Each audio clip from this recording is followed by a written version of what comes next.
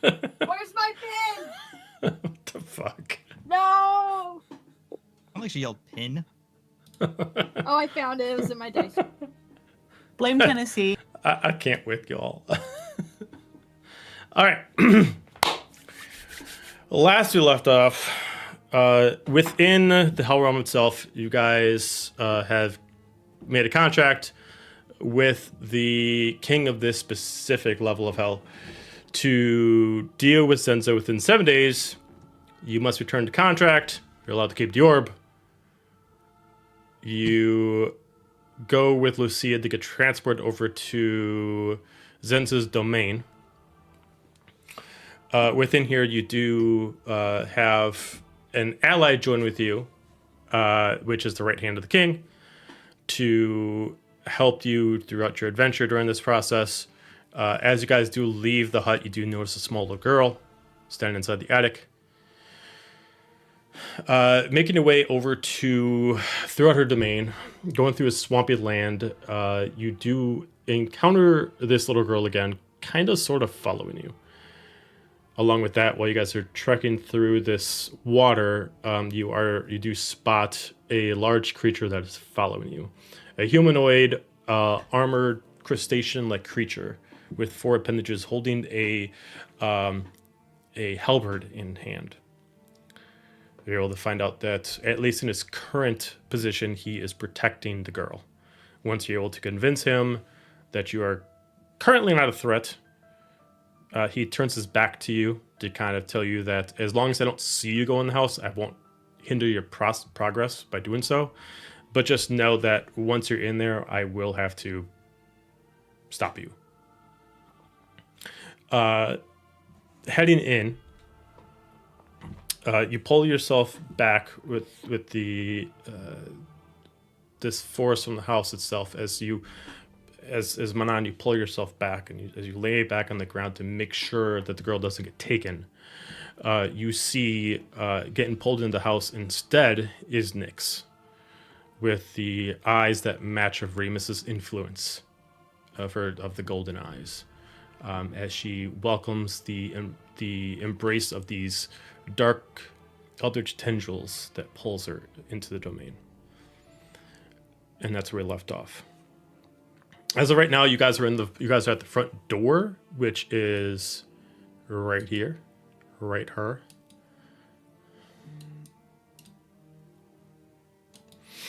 But you guys aren't in yet.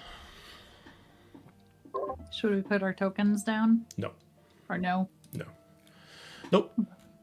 You guys aren't in combat, so we're not going to put down tokens. Otherwise, it's going to turn into Ryan being crazy the whole game. I can't move my tokens. They got revoked. I don't know how. I don't know why that happened. Yeah. Not your fault at all. It's a real mystery. Decor on this door itself. The door itself does seem old, but once upon a time, this did seem like a very ornate double door, made out of a material that matches steel. It has 4 different ornate objects on it. Possibly once upon a time, these objects are what actually locked the door, but because of the age, the door is not locked.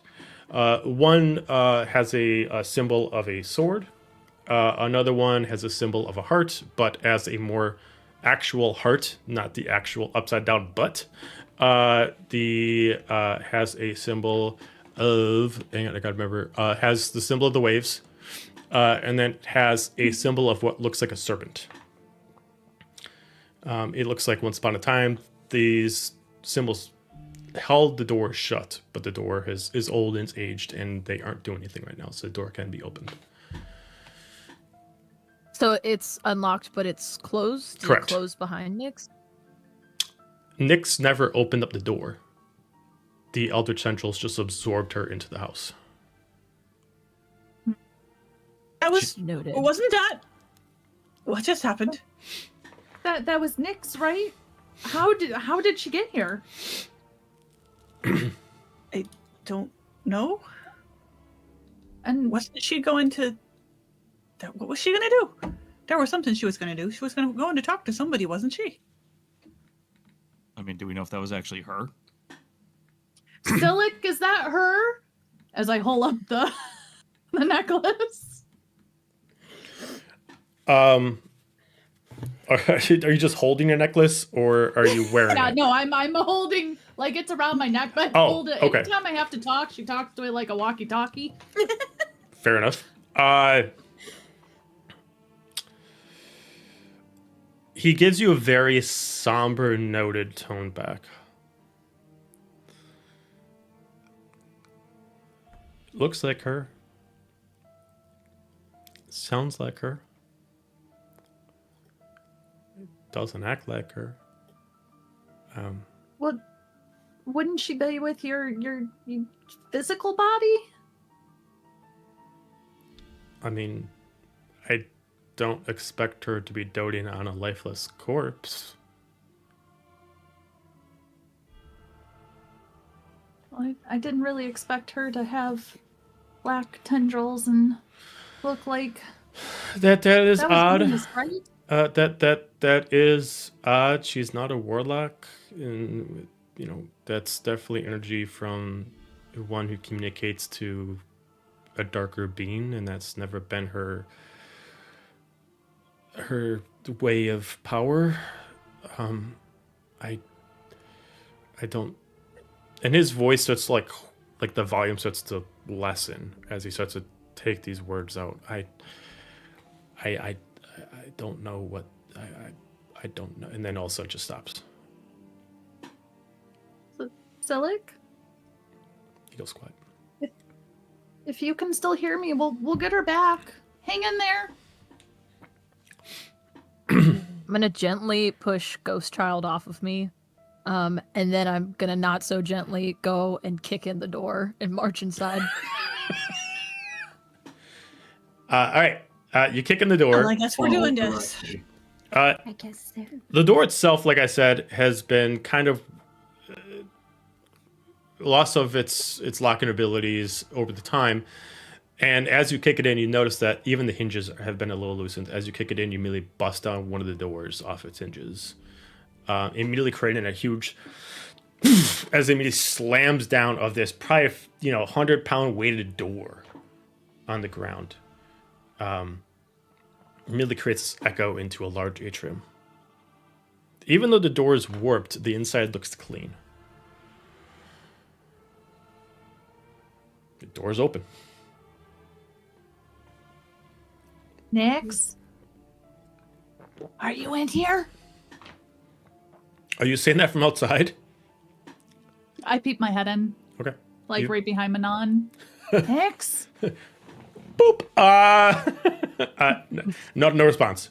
You do hear like shuffling inside, but if you're only peeking in, you can't see where it's coming from. But there's no response verbally to you. I mean, I'll just I'm going walk to in. send in Bisgimp to scout around, and then she turns around and gives Manon a dirty look. Sorry. That they know we're already here. I'm gonna just walk in. Okay. All right. You walk in after Bisgimp. Okay. follow. Followed. Okay. yeah. All right. Right then, I'll have her come back on my shoulder. It's all right, love. I'm sure you'll be useful. As you guys all walk in, the door reforges itself to the hinges, and it re-straightens up to the way it was before the door was opened. The inside is very, very, very eccentric. It has a bit of class to it, but something that is not common where you're from.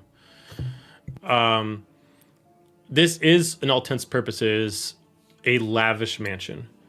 But the certain kind of style to it is fire with light without fire, but also without magic. Somehow the candelabras, the lanterns are lit, but there's no oil, and as far as you can tell, no magic that's summoned it there. The opening atrium that you come into first, with a little bit of a mess over the place, immediately has stairwell going up. Several pillars around it reach up 2 stories to the second floor ceiling. As you can see that there is a walkway that is a second floor. As you walk in, you do see two sides. Left side, doors closed. Right side, large archways with no doors. And you can see that there is what looks like a study over here. As soon as you start looking around, immediately you just see a light of what looks like crimson. Just to maybe pop into your, like, almost like a fairy light. And then it starts to, like, and then it starts to form about a 5'9" humanoid shape, and then it starts to come into clear. As it does, you see a very, very excited, what looks like elvish female, reddish of hair, holding a large grimoire at one side, kind of more like an adventurer's gown than a dress itself, but definitely looks like a wizard of some kind. She immediately, greetings, welcome to my home. Hi. Hi. Who are you? Who are you? You come into my home. I'm Azalia. Who Hi. are you? Hi, Azalia. I'm Celia. And this is your home? Mine, my daughter's and my husband's, yes. No one else lives here? She looks at you Don't confused. think she doesn't live here. She looks at you confused. The rest of you?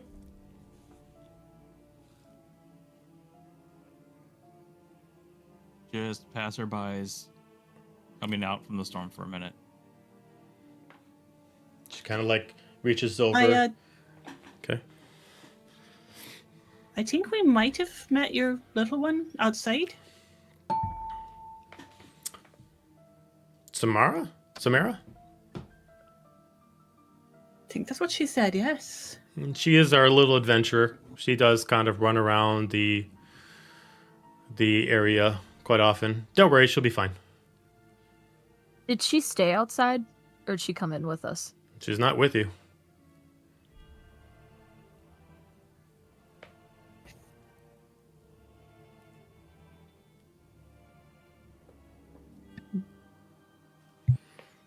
I'll turn to Celia. Have you seen a sea elf that came through here? A sea elf? Not recently. Woman.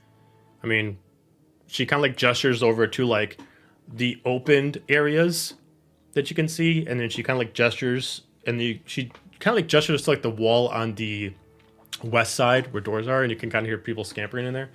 I mean, we have sea folk here, but recently just a sea elf. Not recently. And you can kind of see some of them like inside like the study. You see almost like just people that are just following a pattern of movement. They're wearing full, like, simple cloth, like fitted outfits, but nothing that's meant to be eccentric. Long dress bottoms, simple knitted shoes. But what really stands out, whether they have finned ears or scaled ears, whatever kind of sea folk they have their whole head covered in a tight knit hood with a gold mask on that's cracked, only exposing about a third of their face. And it's different depending on the person. Some of them, it's covering the left side, some of them covers the right side. It doesn't look like there's a reason or why, depending on the person. It just looks like there was X amount of masks. Pick one, and you can only see from one side. And they're just walking around, and they are just following a pattern. Some of them are moving from one spot to another. Some of them are taking a book from one spot and moving to another, and just following a pattern. Do they look like, I don't know if this would be our Arcana check or that, but like apparitions, like they're not truly there, they're just like shadows of people? I mean, just looking at it from the distance, you can give me an investigation check. Okay. As none of them are actually in the atrium with you, you're kind of getting a distance view. That was a natural 20 for a 23. Okay. They are physically there. They are not manifestations. They are real. They're physical bodies that are, as real as you are. Okay. She just like, I did not get the rest of your names.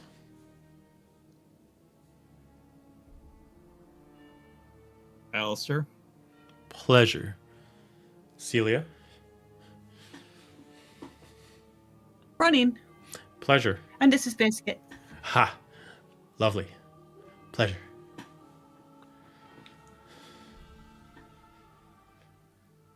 Bjorn.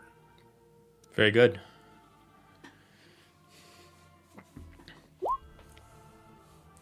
I say Nova, but I speak in my own tongue, like the ancient version of my tribal tongue. You say your name in the ancient version? Mm-hmm. Ah, I have not heard anyone speak in such a dialect in a long time. You must be from the Vale. It's been a long time since I've seen one of my folk. It is definitely a pleasure. I just nod. Trixie. She looks at you. She kind of looks at you up and down. She just head nods to you.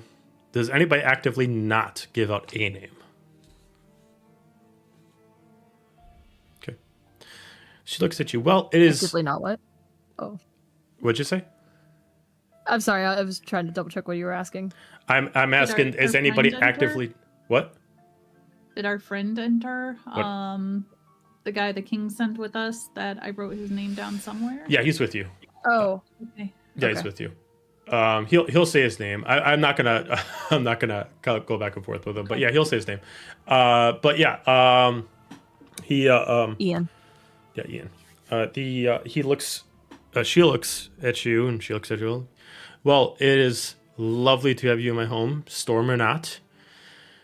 Nonetheless, this is mine and my family's home, and you're welcome to dry off here. But there are rules within this home. Don't lie to me, I won't lie to you. Don't break any rules, and there will be no problems with the home itself. Go where you're allowed, and there will be no problems. If you are merely guests in my home and you are trying to dry off, I prefer you stay in the south wing on the first floor. She just stands there, and she just holds stoic. What exactly is off limits?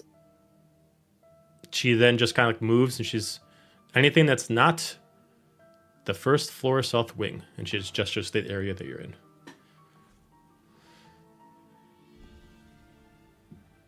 You are just trying to dry off, yes? There's no reason for you to move about the house. There's plenty of warmth in here. As long as you stay over here, you don't cause any problems. Stay till you're dry. When she says that to you, she does not look at you in the eye when she responds to you.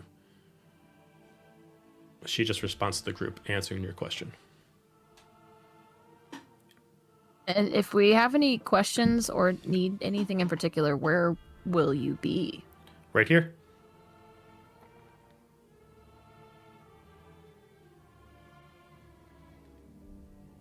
Cool.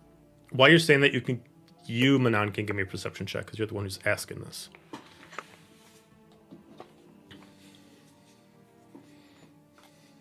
Boop, boop, ba-doop. That's a 18. 18. When she says this, she points at her feet. Even though her gestures have been wide and her movements have been large, you have just noticed she's never actually left her spot. She's never stepped out of her 5-foot square. She has made large gestures. She's made bold statements that made it look like she's been moving, but she's never actually physically moved with her feet.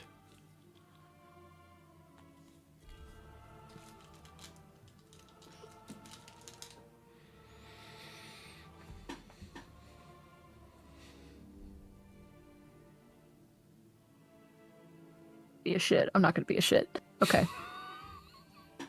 I'm going to send Biscuit over to land on her shoulder and Okay. see if it's really there. Biscuit just, as soon as Biscuit puts weight in, phases right through. She is not there. She just looks, well, if you would have asked, I would have told you. But it is out. I am not actually here, as you can clearly see in front of you. Well, she just wanted to give you a wee kiss. Well, if that were possible, I would have greatly appreciated. She kind of gets down on her knees and she just kind of gives like a little gesture of trying to pet her, but she physically can't. Why is that not Are possible? you? She looks at you confused, dumbfounded by the You- question, and she just kind of like phases through Biscuit. Are you a spirit, or are you somewhere else in the house projecting yourself? She gives you a look, and then she kind of like looks in the air for a second, trying to think of the question. After a few seconds, no. That didn't answer my question. Actually, it did. You gave me two options. It's neither. She's neither of them. Then where are you? Right here. Why are you transparent?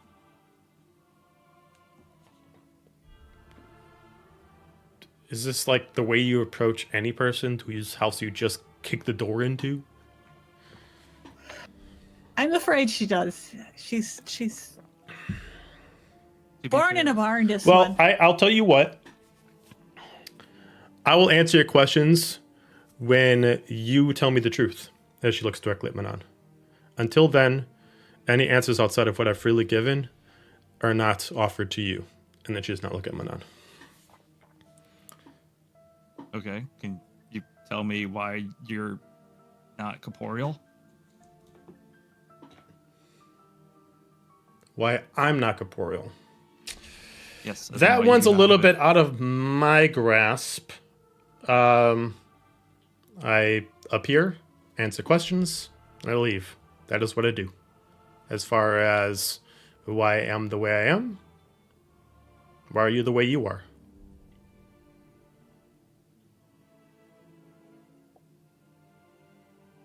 Why do you have wings? I mean, because I was born this way, I presume that you were a person. No, I was Were born you this way. created as some kind of recording? Not really. I have a certain set of responses. The person who created me wasn't that much of a genius to know exactly what everybody was going to say. So you're some form of intelligent echo? It's pretty close, yeah. Let's go lean over to the group, be like, can someone ask who created her? Who created you? She just like turns her head over to Manon and she's just like, kind of like, I know what you're That is a doing. loophole. She just looks at you. First off, let's get something clear. Getting dry, or in my house with a purpose? Both. I mean, we could be more clear, but we'd like you to be clear too. Azalia, give me a persuasion check. Persuasion. Please be good. 16. 16. Well, giving you answers and knowing that most likely going to break the rules that I've put on the top of the table, I will reiterate two things. One, do not leave past boundaries that I've given you.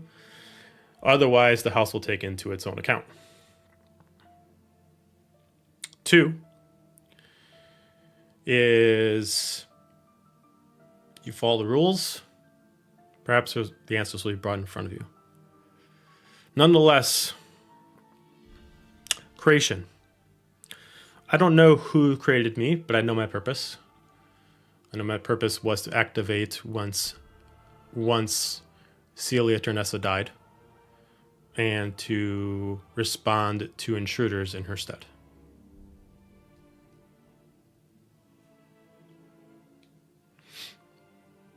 But we aren't the only intruders, are we? She closes her eyes, then looks up in the air for a second, thinks about it. You're the only ones today. Are you sure about that? Are you saying I'm wrong? Possibly. I'm just saying, are you sure? She thinks about it again. Positive. Anybody who's come and gone is welcome within the house. I'm gonna side-eye the group because we definitely just saw Nyx being sucked into the house. Well, we saw Nyx being sucked through the door that didn't open. Whether that took her into the house is another question entirely. Or whether that part of the house is the same. I think there might be a house on top of a house on top of a house. I think we're dealing with planar weirdness. So is this house sentient? There's a leap. She thinks in her head, she looks at you. She just rolls her eyes. The house, sentient? Preposterous. No. The power within the house? Yes. Is this the power that grows tentacles and absorbs people into doors? She just looks at you with straight disgust. You just are all sorts of weird, aren't you? I mean, we saw what we saw, but we're in good company. My aunt is somewhere in here. I need to find her. We don't deal with bugs.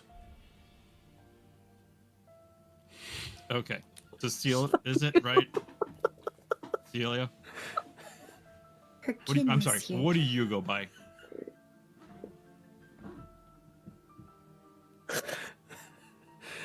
Celia is fine.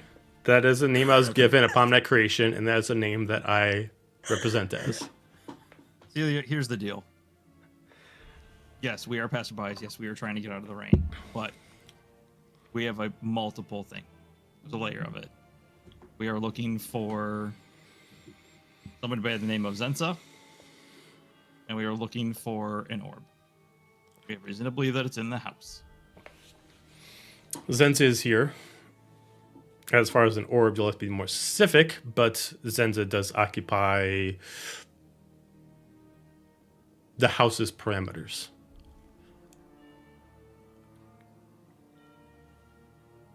What That's vague, parameters are unconvincing. those? The power that dominates the house above and below. Above and below. Is that I'm gonna look at Roneen and be like, why do I feel like I've heard this before? right? So Zenza's in the parameters of the power that dominates the house. It's Zenza doesn't dominate it. You can say the word is manipulation less domination. Right. Yeah, it does sound more her style. So then who is the one that controls the power of the house? She manipulates it. Technically, the owner of the house and the power is still Ternesa, but she is dead. So the ownership is kind of in limbo. So you could say that Zenza has rights until someone else claims it. How do you claim it? She thinks about it for a second.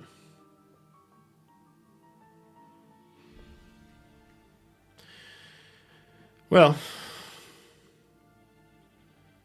I guess you would have to be an heir. The first person to lay claim would be Samara. Technically, it'd be her house when she's old enough.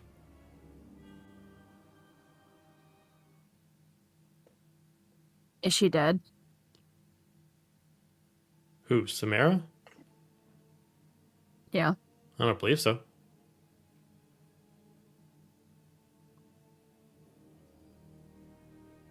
Is she in the house right now? That one's a little tough. She's fast. By the time I'd be able to discern if she's in here, she's probably gone, and vice versa. It's better for me not to waste the time to figure out either or. While this conversation is going on, and I'm going to continue to pay attention to it, I'm going to have Biscuit go into the study and kind of weave her way among the figures making their rounds, and just kind of try to get a sense of what they're doing, if it has any purpose or if it's just filling space, and also who and what they might be. Okay.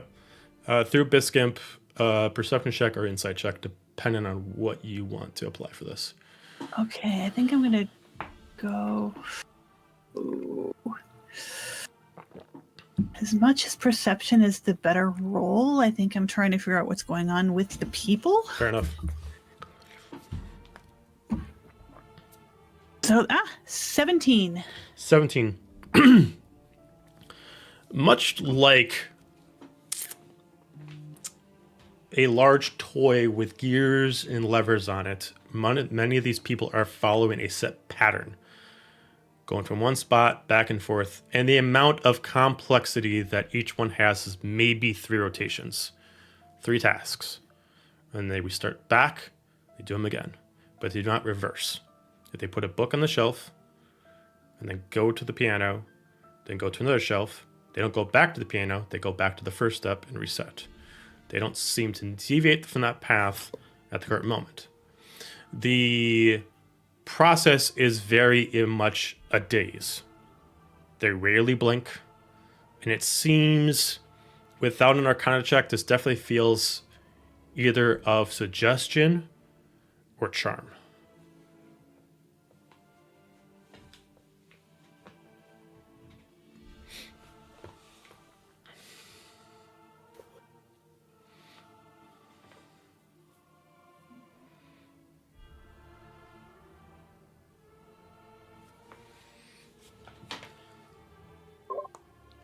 I glance in there. What is it? What are they all busy doing in there? She looks over. It looks like very important. I don't understand it myself. All I know is that more of them keep coming in. They get jobs to do. They do it. As far as I understand, the house allows it. Do you know where they come from? Zenza, apparently. She makes them. And then... Makes them? That's what I understand. Interesting. Nova's gonna quietly just walk over to the study without saying a word. Okay. No one hinders your progress. And I'm gonna go see which book. I'm gonna pick up the book that they keep picking up and placing down. Okay. Do you take it from a hand, or do you wait for it to be dropped and then you take it? I take it once it's been dropped. Okay. Okay. As they come back to try to grab the book, they kind of, without looking, they just kind of re-gesture to grab it, and then when they notice it's not there, they just shift over and then they grab another book, and then they just reset the process. It's less about the item, but more or less about the process.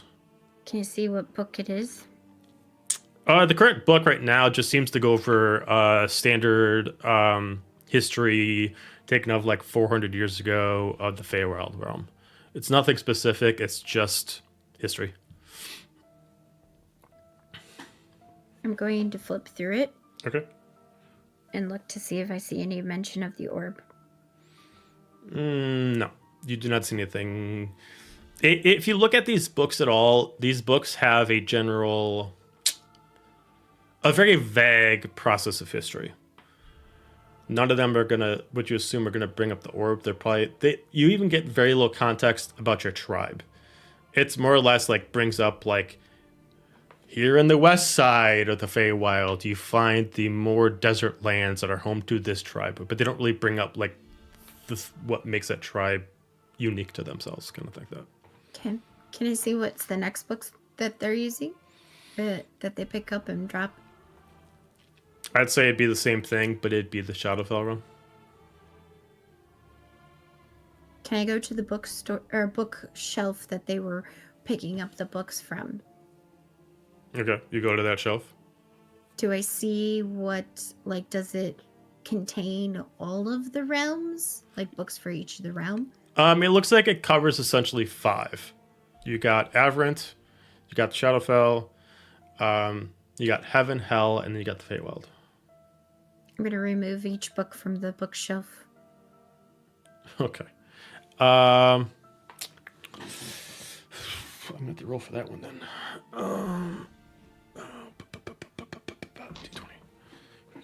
D20. With no part 1 process for 3 of them to do, they kind of hold for a second. Much like a computer buffering, they don't understand. The rest of you just see Celia look. Well, you've been warned. And then she disappears. With them confused and not knowing what to do, they look at you and immediately draw swords. Put the books back! Put the books back! Right. Okay, I was going to just put, like, once they were buffering, I was going to put the books back on the shelf, but Oh well. I mean, Yeah. if you want to retcon it and you want to say, Yeah. once you notice that they are confused, you can put them back I wanted to see on. what their reaction was. It's slow. Not to, like, okay, They seem like So- puppets on strings. okay. Because I just wanted to see what their reaction was, and then I wasn't going to keep the books off. I was just taking them to see what happens if you disrupt. Like, do they? Like, It seems to like they see have, if like, they're about a- actually like sentient, or if they're actually just like said holding in a pattern. You can tell that they probably are one sentient, but Okay. something has been done to them where they just follow a system of order. It seems like if their order is destroyed for exceeding 6 seconds, is maybe when a command of violence is taken into account Yeah. to allow order to resume. Well, with after making my observation, I would go back to the group. Okay. Sorry, I didn't mean to actually make that so that they would No, it's okay. do that. I was trying to see what happened, like if they were real or not. Sure. So. I'm gonna just kind of say, look, you said that based on what we told you, we had access to the house. I've now updated those parameters.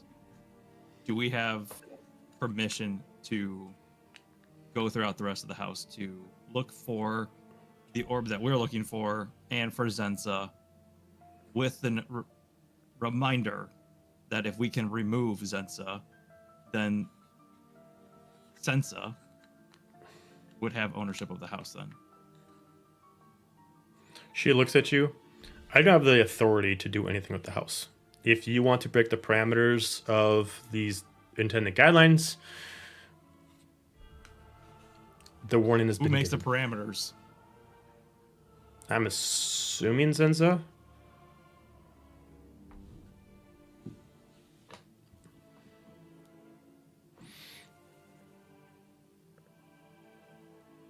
Where I'll is do it she? to the group. Where's Zenza? Yeah, She's where's she thinking in the about it, house? thinking about it. She's in the abyss.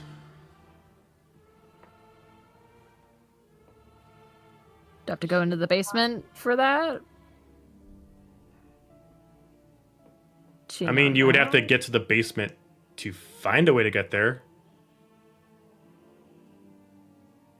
Is the orb there too? Is there what there? The orb.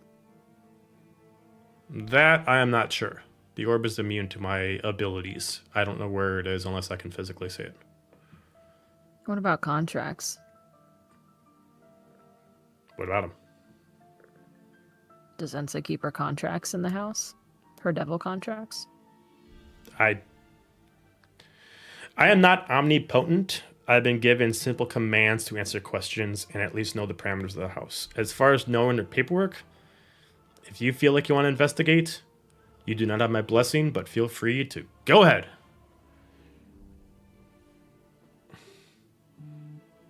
To the basement? Yeah, let's go to the basement. Basement. Well, good luck. And let the sea gods guide you. And she just disappeared. Well, that was peculiar.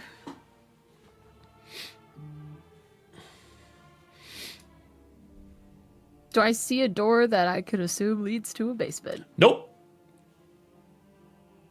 You also How many of know, these based off the size of the house, that there's a lot more to this floor and 2 floors above you. And based off what you said, there is a basement, but you do not see a door to the basement. So I will give you a little bit of a schematic. There's a door here, a door here, here, here. This is exposed. This is exposed. Here's a door. And this leads up to the second floor. I'm gonna look behind this door. Okay, door is locked. But there I'm is. gonna lock it. Okay. Okay. Go ahead. She's not watching me. Only if she's not watching me. Oh, well, she's not there anymore. Once she gave you, basically She's said, gone. "Good fucking luck," she disappeared. Okay. I forgot. Do you have proficiency with thieves' tools? I should. Yes. Okay, so Who dexterity. has the thingy that can cut any non-magical lock? Don't you? Bob. Bob has that. A non-magical lock. Is Locks. this a magical lock? It's a knob that's locked. There's no physical You just lock to cut. jam it Cheers. in there to and any non-magical lock. So can I just cut the lock? There's no physical lock. It's like the space I mean, between you'd cut the space. knob off. You could cut the knob off, but the knob is not the actual like locking pin. If that makes any sense. This is like saying like if there's a safe lock or a treasure lock or like a padlock, you padlock. can you can cut. Like a regular door lock? No, like just like a physical lock that is not the actual handle to a door. Okay. Then I will pick it if you can remind me how to use my thieves' tools again. Okay. It's been a hot minute. So you do as far as my rules, you do a perception check and you add your dexterity bonus to it. Thank you. Perception. My dex bonus is +3. 17. 17. You hear pins click, but it doesn't turn.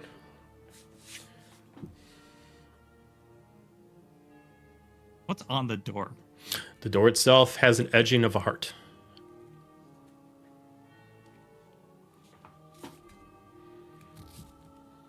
I like bash my shoulder into it, trying to open it. Your and shoulder bounce hurts. off. Yeah. I'm gonna grab her before she tries to do it again and be like, I don't think these doors are just gonna open. You take 10 points the of normal stupidity sense. damage. Hang on. I'm going to have Biscuit shapeshift into a spider and crawl under the door. Okay. Ooh. Goes underneath the door. I will go to the next page.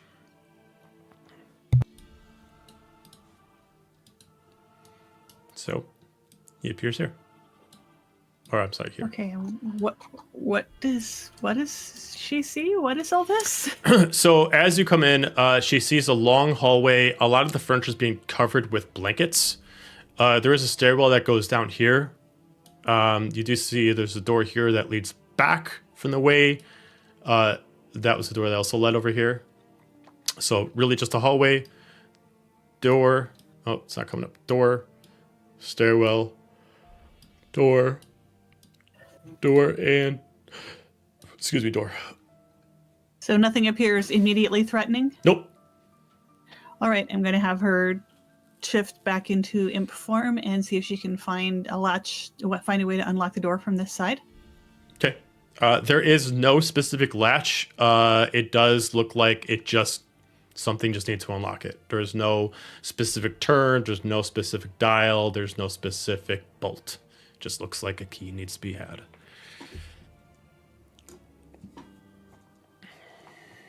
All right, I relay that information and.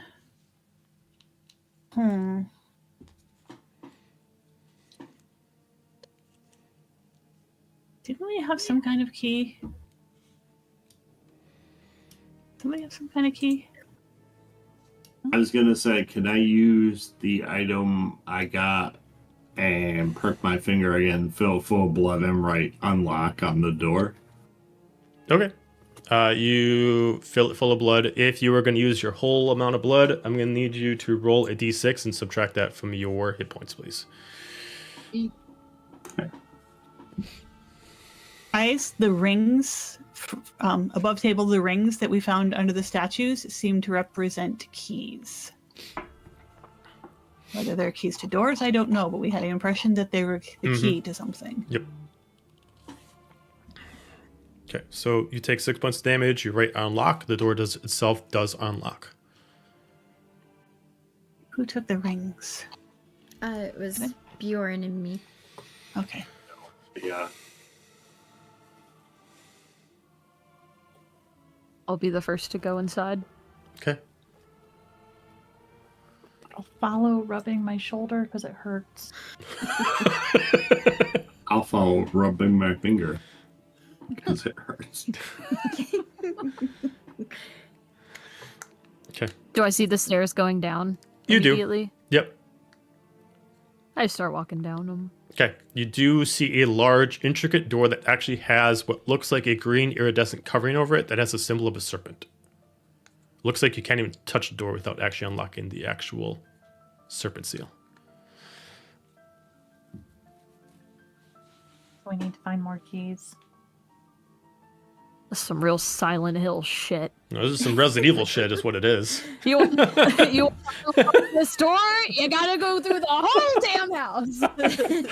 Or angrily back upstairs and bypass everybody. I need to find more keys. I love when you say more keys, but realistically, you haven't found a key yet in the house. You know what? We got in one door. Yeah, we got him. Yeah. Bjorn, do you think you can unlock this Help door? as I move my shoulder. I misstepped somebody else for the next door. Anyway. I mean, I'll do it. Some of you may die, but it's a It's a sacrifice I am willing to make. This is the point where I say in character, didn't those rings seem to be keys that we find under the statues? Yes, but I don't know if they would open a door. I Well, think they're they meant have for to do something. with the. I think they have to do with the orb more. Perhaps, but one of them is an emerald and this door is green. Try it. What's the worst that can happen? Yeah, I know. Out of character, I know. I'm so glad you're The frozen equivalent too. to I by the way. got it. Right. I'm so glad you're frozen. And you're frozen looking very annoyed.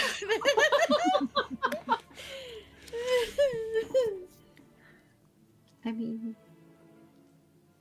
I don't remember which ring is rich.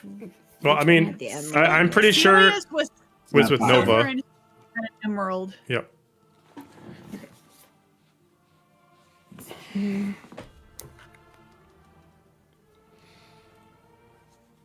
Bjorn, don't you have one with sapphire or for the emerald, right?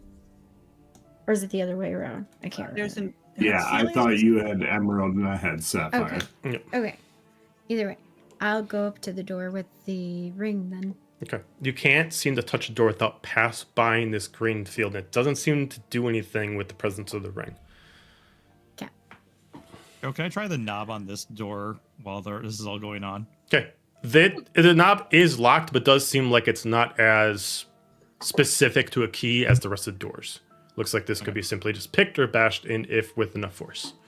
All right, so that one's locked. I'm gonna go try this one if I got enough time to do that while they're doing that. Okay. Same Let's see if thing. they're unlocked. Same thing. That one is locked, but it does not look like it needs a very specific key. And this one. That one looks like needs a very specific key. Okay. Then I will come back. I did my job. Jamie. I'm investigating. Can I get through the green field Just to try it. Nope. You can't. Hey, Roneen, can you stick your hand through this? I put my hand out. You put your hand out. It doesn't let you go through, but it almost specifically tries to reject you. Ow! Sorry, I didn't know it would do that. Well, we don't know anything, really, do we? Well, I know that the rest of these doors are locked. 2 of them might be able to be picked or kicked, but the one down the hall on the right, it seems like it needs a specific key. So we need to investigate to try to find more keys in this area, I guess. Well, And maybe do we it should quickly. Should we go back to the other area because there were some open spots and see if we can find anything? Sure. Probably Great. a smart idea. Maybe we should split up. No, Yes. Yes. Yes. no. Everything that I've ever read, every tactic that has been taught to me is we never split up. All right, well, realistically, if we're looking for keys in a giant mansion... If we don't. Right, but then we get separated and bad stuff happens, and it's just Stuff happens anyway. yeah. But at least all of us He's are got a together and point. can handle it. Well, then we'll just split 3 and 3 so we can just go hunt for more keys. That's the That whole still point. goes- We're on a time limit. Or are you going to say women up? She's here somewhere. We've still got what 6.5 days, 6 days. And should we remind? I am that going to we- look at the green door through the magnifying glass. Okay. The properties of the Does door. it tell me anything? What's that? I was going to say, does it tell me anything about Yeah. what it specifically needs? But you were about to say that. Yeah, you. The door itself has a specific eldritch property that protects it from intruders. Based off of it, it looks like it requires either 2 options to get in. One is a specific item that can essentially break the property, which, based off the magnifying glass, you assume is somewhere in the house. Or the person who created the spell can just pass through it without hindrance. The ability of this just stops people from using it, but it looks like anybody who's attuned to the same magic this requires that hasn't activated it, it will actually harm.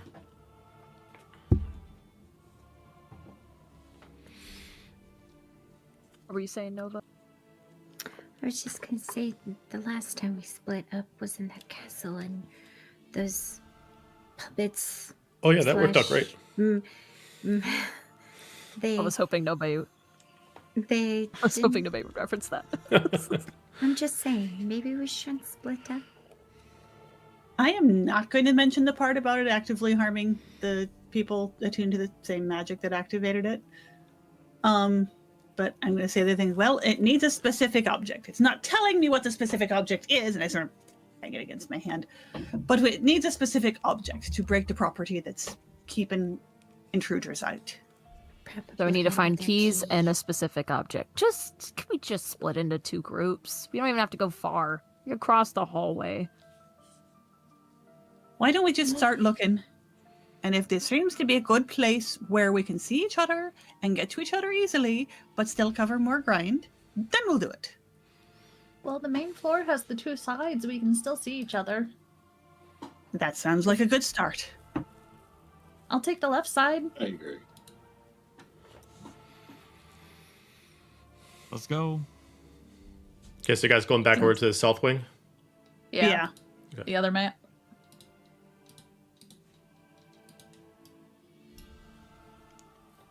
All right. I'm gonna start checking in this room here. Okay. I All think right. the door is right here. You have to get through to go in there. Yep, and that Yeah, door We'll is split off. and that go door to is the not right. locked. All right, so we have Azalia going over here. Manon, you said you're going over here. Mhm. Okay. Who else? I'll go over to this open area. Okay. Guess I'll go over here. Okay. Just as far as separation, I'll get an investigation check from the whole group. I'll follow Roneen. Ooh, that's natural fine. 20 for a 21. Nice. Non-natural 19. 14. 19, okay. 19. 11. Still Sucks waiting to for suck. it to roll. I got a 5. I know. Oh. 9. Okay. We'll go off the natural 20 first. Looking further into this room without interacting with or interfering with the other people that are here. Outside of what Nova has looked through, you do notice that there is like one thing that kind of stands out a little bit. It's like hidden in plain sight. The lid of the piano, the piano's not actually in the room, but there is actually a piano in there. The lid of the piano actually has like a specific string that has been switched out. The other strings are pretty rusted out, but this one actually has like an emerald strand in it. It looks like it's constantly almost kind of doing like a vibration. It's sending out a note. As you listen to it a little bit, you actually can hear a bit of a charm that's affecting the air. It's forcing them to follow a path. Outside of that itself, as you like look at everything else in this room, you look at them, each of them is damaged in a certain sense, as far as the people that are following this path. And it looks like the masks that they're wearing are specifically covering the parts of their body that are damaged. With your natural 20, and it is specifically from you, these are people who have been abducted by Zenza, been tested on, and have been considered failures, so now they just follow a set of commands as being a failure. And the deformities are being covered by masks.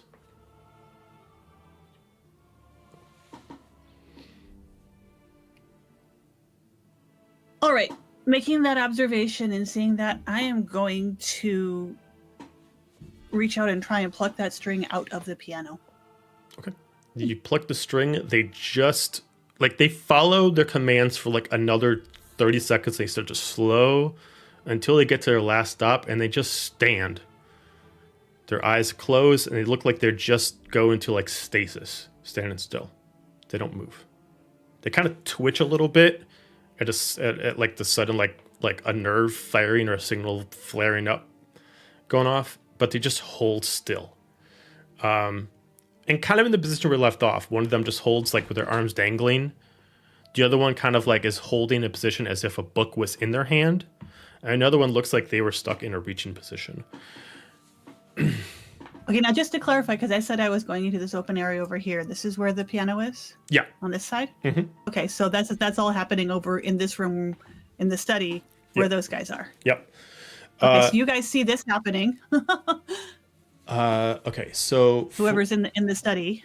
Yep. So I think that's just Bjorn with you, right? Yeah, but I thought you said that the people are over here, right? No, they're in this room where... Oh, they are in this room. Yeah. Okay. Yeah. I mean... Okay. I misunderstood. Right. I am going to go to one and just kind of shake him by the shoulder. Okay. Hello? Shakes. Anyone in there? Kind of moves as a reaction, just holds after the reaction stops. The eyes follow you, but the body does not. Ooh. They also do have the gold pigmentation of people who've been affected by Remus, but instead of like how it affects like Nyx or someone else with a sense of a charm or possession, these seem like a certain kind of illness, almost like someone actually drugged them with the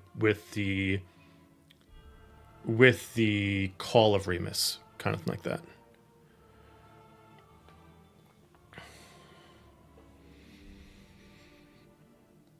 Don't like this at all.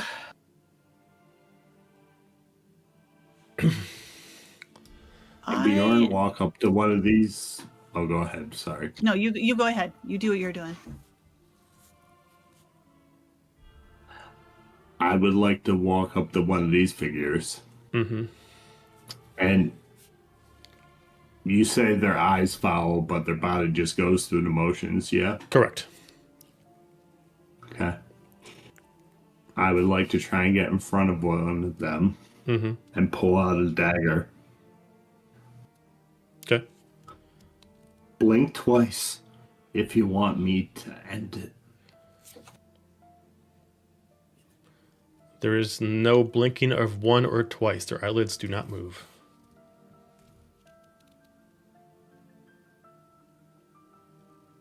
I am very discombobulated by all of this, and this clearly being Remus's influence and all this, and they're not reacting to.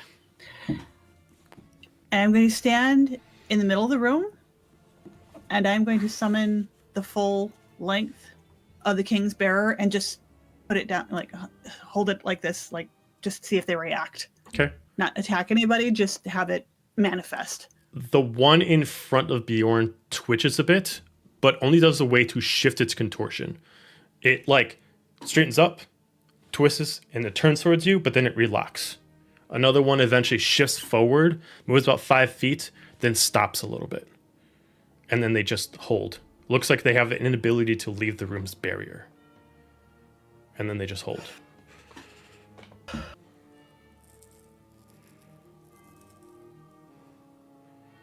We're going to pause. We're going to go to the next room. So for the room above, I believe that was Manon. Did anybody else go into this room?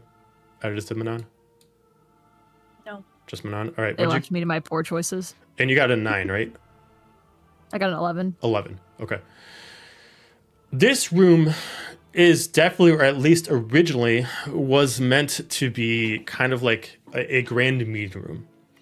Not as grand as like the castle or anything like that, but for anybody of importance that comes, this is where everything would be held. You do see stations for any kind of servants to be placed on trays. There is actually like a buffet table that's still set, but there's no food on it. Still like the linen placed over it. It's still pretty well dressed. There are candles slightly lit.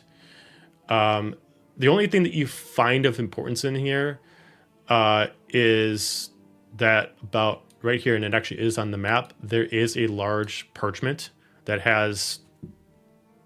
starts off legible and it goes to illegible writing. A gun for it. It could be my contract for some reason. Okay. Compared to yours, this is a single page. It is long, but maybe 4 feet in length.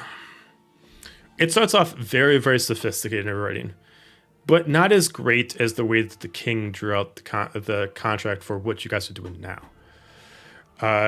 It's kind of a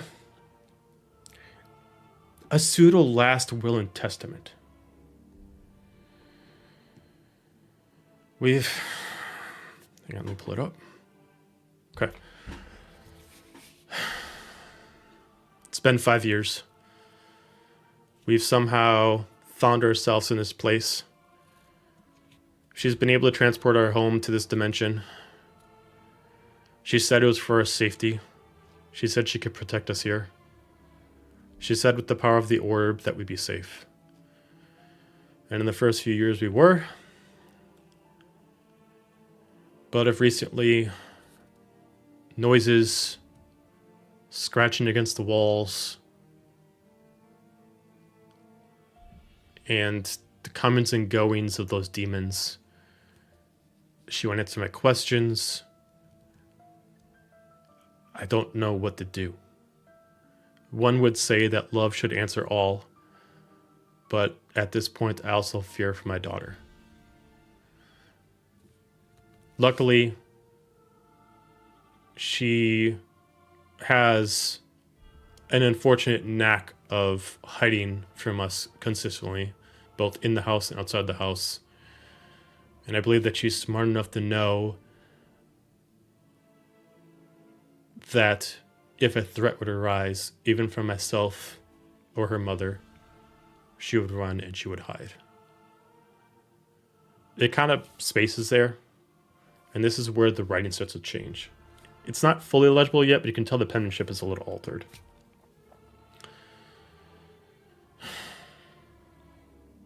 I don't know what to do.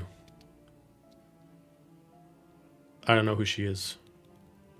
I don't know where to go. Is it me? Am I the madman?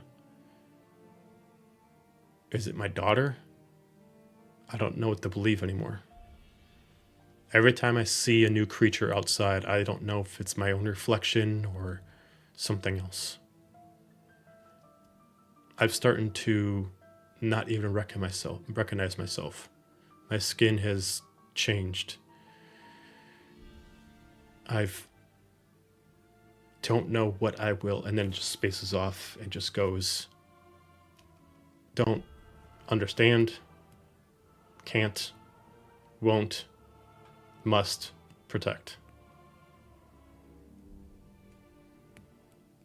Sounds like Mr. Krabs outside. Mr. Krabs. The crustacean knight. I'm just gonna call him Mr. Krabs. Must protect. The Krabby Knight. Sir Crabbington. If I glance at this door, is there a symbol on it? That one also has a heart. I'm gonna look for a key in this room because. Okay, using the investigation check you already had, there is no unique objects outside of the parchment in here.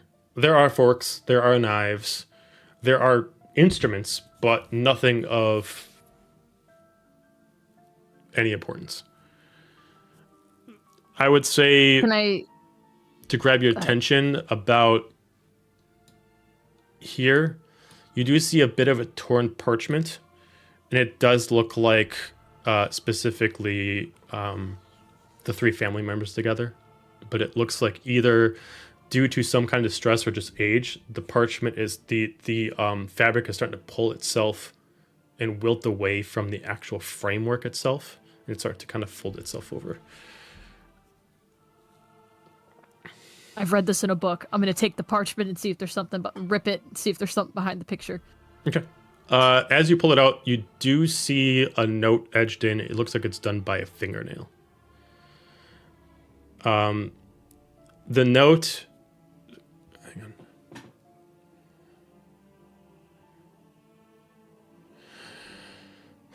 Three are needed to make one. To get where you need to go to solve this problem, the sea, the heart, and the sword are required. And then it shows specifically what the heart looks like, what the sword looks like, and what the sea looks like. And it's the same symbols that you saw on the door.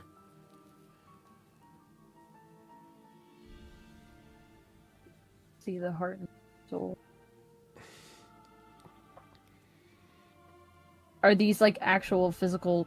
You said it shows me what they look like? Yep. Is it gesturing to the family, or is it? No, it's just showing the objects. It's just showing the objects. It doesn't look like, as far as the portrait itself, that there's any relation to. I mean, there is obviously some relationship. You can assume that they all love each other. The husband is carrying a sword and axe. And is it the same sword that it's talking about? Well, this sword is just, the way it's drawn is just like a general longsword.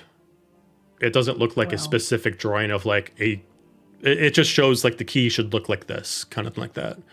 And then between the daughter and husband, they are both of the sea.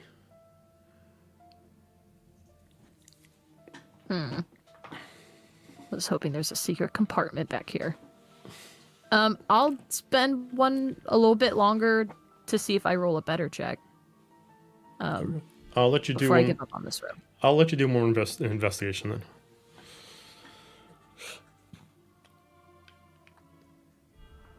That was better. Yeah, 15. 15. Spending more time in the room, you start to walk around, and you notice that the table is placed in a very unique spot. Yes, it is centered, but a lot of the other things in this room have been moved, and this is like perfectly centered to the floor. As you kind of like move some chairs around, you can tell that the floor is hollow. This wood is hollow underneath it.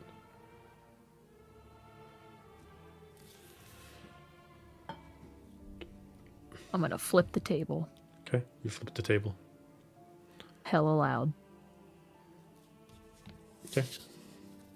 Pull back the carpet rug thing. Mm-hmm. Break through the wood. Oh, is it just wood? Yeah. Oh. I mean. Yeah. Okay. So you break through the wood. Someone Doing seems. some home remodeling in here. It looks like someone stored something in here. You see a large box that's wrapped up in fabric. It's gotten quite dirty over the time as it's been held between the pieces of wood. But you do find a large box. We've pulled all the information about this guy.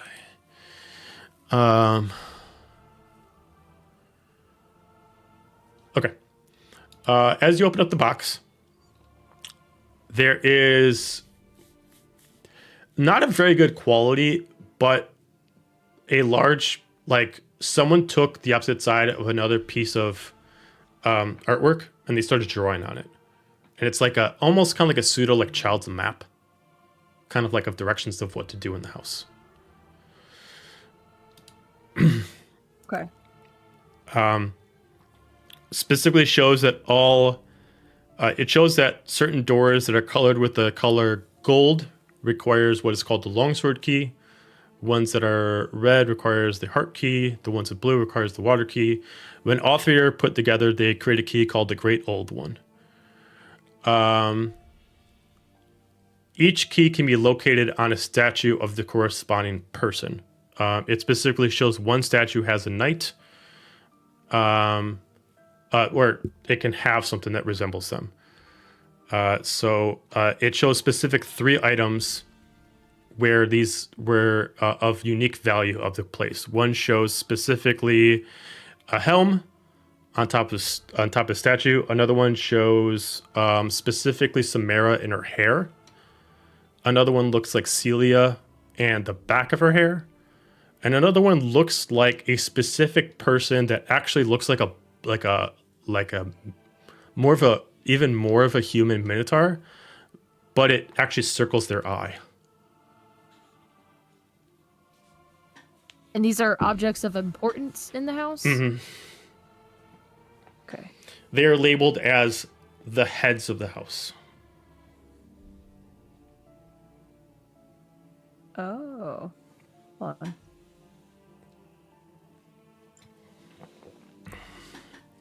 Okay, so Samara's hair. Celia's hair. Then a minotaur's eye. Okay. It was just those 3? So there's the first one, which is what looks like a knight, and it's circling the helm. Night helm. Yep. Right. Then there's the hair for Celia. There's the hair for Samara. And there's specifically the eye of... It's not a minotaur. It looks like a human that has like a bull's head. Even I know it sounds like a minotaur, but it does not have like hoof feet or anything like that. It is just a human with like a bull's head. Okay. Is that all that's in the box? Mm-hmm. Okay. We're going to pause on you. We're going to go to... I'd be leaving the room anyway. Okay. We're going to go to everyone else that would have went over to the area over here. I believe everyone averaged out in there because we had pretty low numbers over there, I believe. Or did anybody get a good number? I had a 19. 19? I rolled at first, but it didn't show, so I rolled again, and that's where I got the 9, but the original one was a 21. Up to you if you want to use that one or just my second one. All right. And then, Sweetheart, what'd you get? I got a 5. 5. So working together amongst you guys' selves, there's a couple things that stand out. The most obvious thing is right here, and again, it's on the map, but leaning up against the wall, there's a tall statue. The statue is made out of marble, and it does not match the rest of this area. The statue itself is of a knight. This is almost the exact same statue of Aldulo that you guys found out in the woods. The only difference is that one was just stone. This one's made out of marble and is not aged. It says a scripture underneath there. Long live the knight of the sea, the warrior, the blade, and the man of my heart. The statue itself is marble, but there are items that can be removed on him. One, there is a trident in his hand that's locked in his hand, so you have to find out some way to loosen up the grip to get it out. Another one has what looks like a chained, like, cape on it. It starts off as like almost like a breastplate chain, but then it is attached to the cape on the back. And the last thing is a helm on top.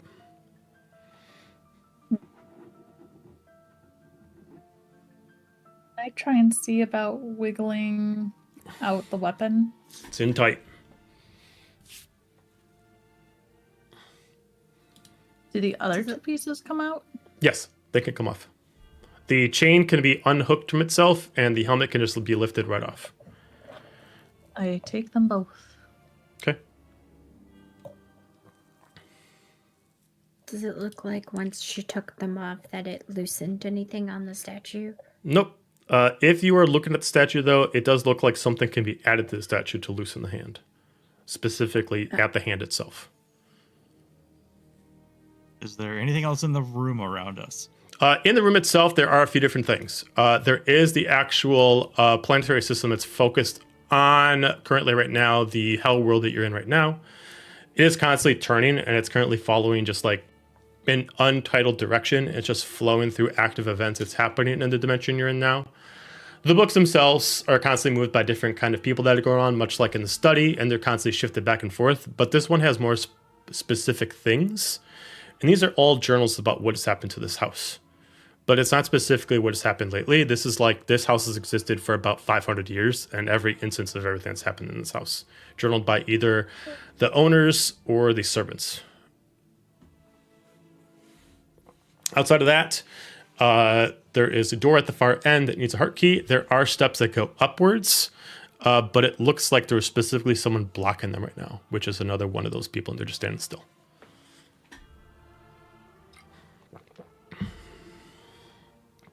Was there any type of like marking or groove on that hand that would Yes. denote what needs to be put on it? It looks like a ring can be put on. All right, I'm gonna. Where's Nova? Nova's with you, I I'm believe. with you guys. I have the wife's ring. Got it. Bjorn Alright, has the husband's ring. And this is the husband, correct? Yep.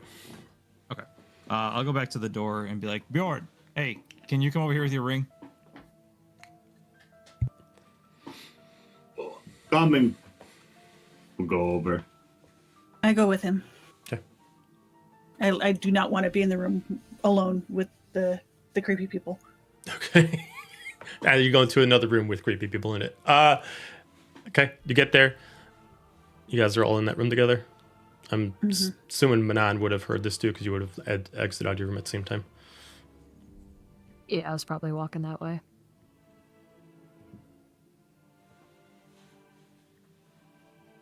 Okay, so you guys are good there. I'm just like, hey, can you try putting the ring on the hand with the trident in it? I can do that.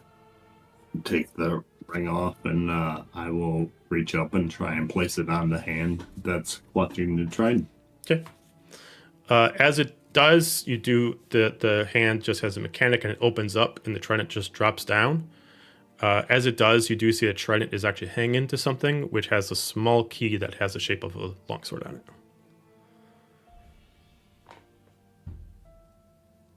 I will Yay, we found take a key. both. As soon as We found a key. the hand opens, the functionality of the ring is no longer necessary, and it loosens itself back up from the hand. We'll take the ring back as well, Okay. and the trident and the longsword key. Okay. Currently, right now, the trident is not a usable weapon. It looks like it could be used for something, but currently, right now, it looks like any ability it has is halted by something, but you're not sure what. Right now, it just appears as a non-magical weapon, the trident itself. It seems like it has some potential, but something of the house is actually stopping it from being magical. There's I'll not like use it as a very nice walking stick. there's not like a weird ring shape indent somewhere on the thing. No. Found the longsword key. Yeah. So, Just need to find the heart So key and the we go water then key. next. as soon as you guys have this unlocked and the ring lets go, the pattern of the actual soldiers change. The one that's blocking the stairwell is no longer blocking the stairwell. The ones that are going through the books no longer going through the books, and they start to disappear. There's only a couple now, and now they're just shifting back and forth in the atrium. Even the ones that were inside the study are just shifting forth. You don't know, they just vanished. There's currently now like only 5 that are hanging out in the study, and they're just pacing back and forth, almost like just walking up in lines back and forth. The others just slowly disappeared in a fog of what looks like eldritch energy. Well, Not that's weird. a little concerning, but hey, we can go upstairs now. Guess that's where we go. Start going up the spiral staircase. Okay. Yep. Question real quick. it was a knight statue that Yep. he Yep. posed off? Mm-hmm. Does that helm match the description Mhm. for the heads of the house? It does.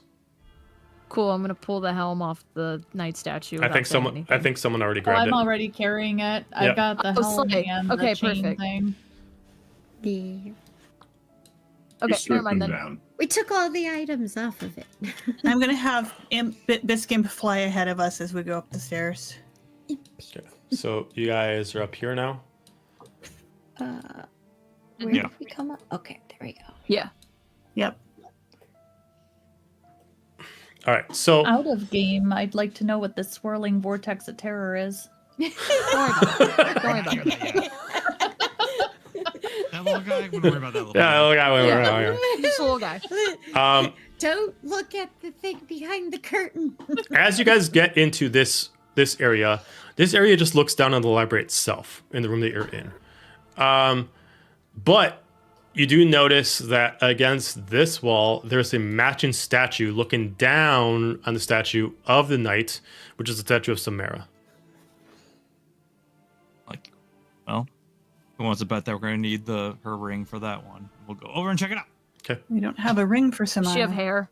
She does. There's only a few things of Samara that are different from the marble. Her bow in her hair, and specifically what looks like a needle in her hand. But it looks like it could be. It looks like in her hand it's a needle, but when it's put in someone else's hand, it's like a short dagger. And this is the Daughter. child? Yep. The daughter. Yep. Oh, that's right. Never mind. Not the ring. Celia is the mother. Samara's the daughter. That's right. So there's only two things that are not marble. One is this golden hairpiece that's in her hair. It's just this bow that hangs above her bangs. And then, she has like a knitting needle in her hand. But once you pull it from the hand, it actually turns into a very, very shortened dagger. Like almost like specifically meant to be in a bonus action state. Can I infer that it says Celia's hair? Is this meant? Am I supposed to take the bow hairpin, or am I supposed to just lob off a clump of hair? Yeah, it says No. Samara's hair in the back of the back of Celia's hair. So I'm gonna guess probably the bow. Cool. I'm gonna take the bow. Okay. As soon as you take the bow, immediately one of her hands opens up and you do find the heart key. Oh. Ew. Two keys. Two You keys. just need Woo. one more Treasure. statue. More. Yes, we have to find one more statue. There are two doors. You can either go up What's it this look way like? or this way. I'm sorry, not you can go this way or this way. Either one. Does my child's map point out where the keys are? No, it only indicates the statues. So if you hang on, just make sure I'm not giving you the wrong information. I gotta check my notes. So you guys got the heart. You guys got the sword. It does. Okay, so it does show that each key belongs to a certain statue. So the only one, the last key you need is the wave key. That would be with Celia. It did also state that there are intricate items that are looking for that allows the keys to activate their power. So there are also two other items you're looking for that the map did not mention.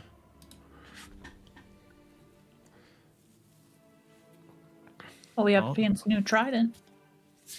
Well, if no one else is taking the knitting needle that becomes a dagger, I will grab that from her. Okay. From This- from the statue. This turns into like the shortest, almost kind of like a steak knife kind of size of a dagger. Again, it seems like the trident, it has some kind of power, but as long as it's in the house right now, it seems like whatever magical, properties it has is currently disengaged, and therefore it's just a non-magical dagger in your hands currently right now. Can Biscuit hold a dagger? It's small It would enough. be a long sword for the. This can just spinning on his shoulder.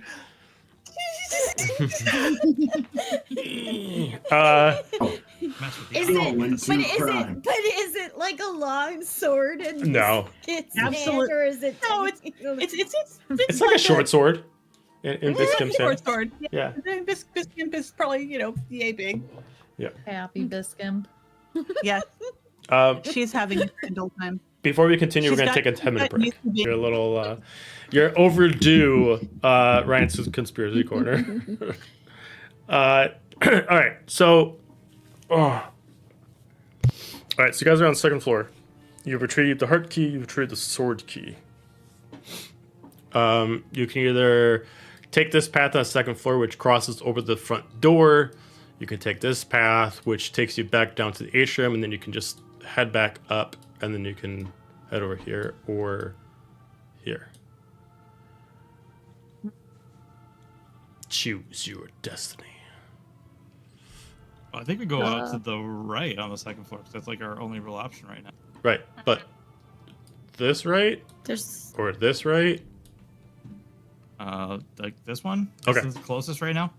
Okay. Yeah, I'd say so. I'll go this Okay. way, yeah. follow. All right, so as you guys head out and you guys are walking over the atrium itself, with the amount of time you guys are up in that room, you hear something has come in the actual mansion itself and has already somehow gotten into the house. It has a heavy foot and it's moving with a bit of an angry sound, but it is not in sight. Can I crouch and peek over the railing and see if I could see something? It's already passed outside the atrium. It looks like whatever walked in definitely brought water in with it, as you do see wet footprints on the ground. Do we see where the footprints go? Like what door down there? It goes past the heart doors. Can we see the shape Yeah. of the footprints? Do they look like humanoid or? They are humanoid, but they're clawed. They're clawed, yeah.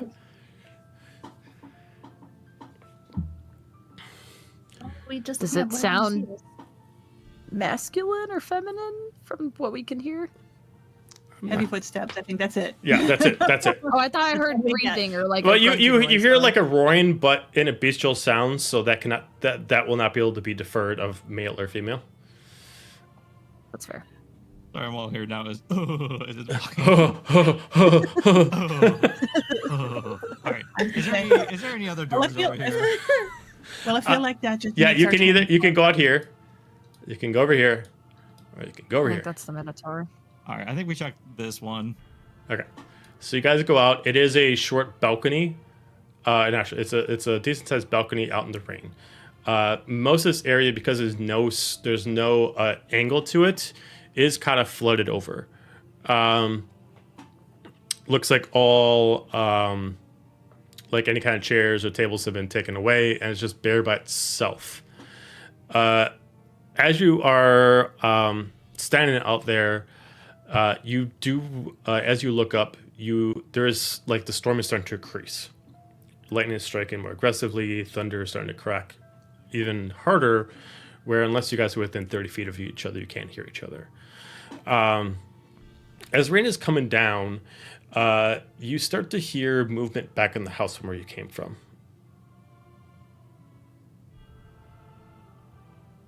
Can we peek in the windows? Okay, you peek in the Can I be that windows. shithead and say that I didn't go because I wanted to go investigate this area? Okay. If you didn't go, then you guys don't hear anything back in the area. So you go investigate here. You go out to this spot. You mostly are introduced to kind of like a kind of like a garden, indoor garden kind of setting. There is a grate here that is actually a little more vast than what it shows. It's very, very small, and it's hard to even get your hand through. But this spot is well decorated. It definitely looks like someone who was here had a green thumb. And even to this day, assuming that it was not taken care of, the plants and the flowers are still growing as if it's still being maintained daily. There are different kind of ingredients that are scattered around the place for constant maintenance. Everywhere from certain kind of fertilizer to different kind of seeds to there is even a table right here that has multi-sets that contain 3 different vials inside. One looks like it's specifically like almost kind of like a not even really like a liquid, but almost like a mud kind of water, but it's green. Another one looks not too dissimilar from the rainwater itself, but it has a bit of a iridescent glow. And the last one itself also kind of seems like dirt water again, but it looks like it's exactly what it looks like, but it naturally has, like, if you like open up the lid at all, it instantly grows with vines out of it once it's exposed to air.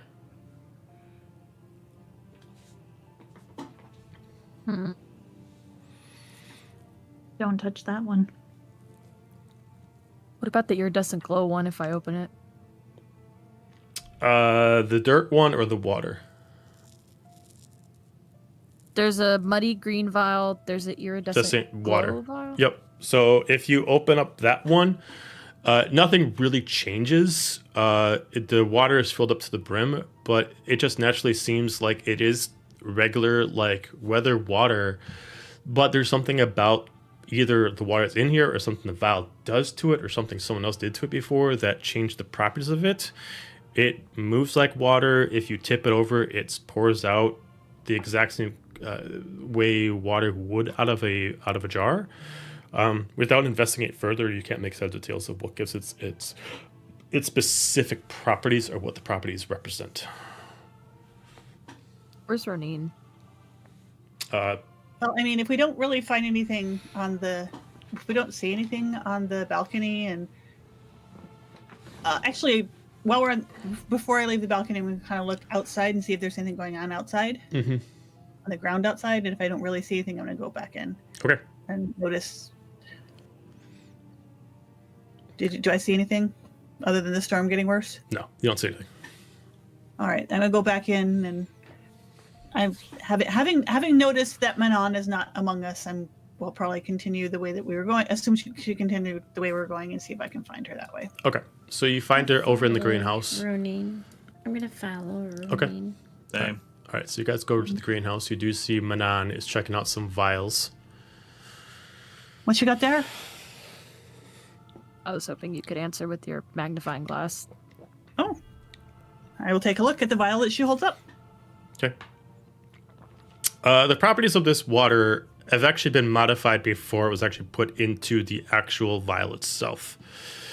Compared to what it looks like, the liquid is actually not rainwater, but it's actually healing elixir, or at least the attempts to make one. It looks like whoever was making this was trying to manipulate life itself and to stop someone from dying. Each one of the jars that have this liquid in there is a different version of it. They've all been put as failed. You can assume this kind of acts almost like a revivify, but almost as a full cheat death. Like stop someone from dying before they actually die. Like if you know that someone's going to die, they drink this, they become immune to that. But none of these seem to have worked.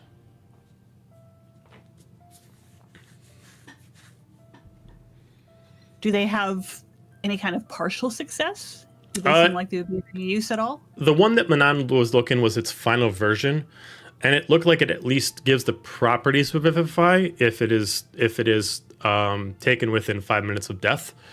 But the failure of giving any kind of advance warning to the effect still did not happen.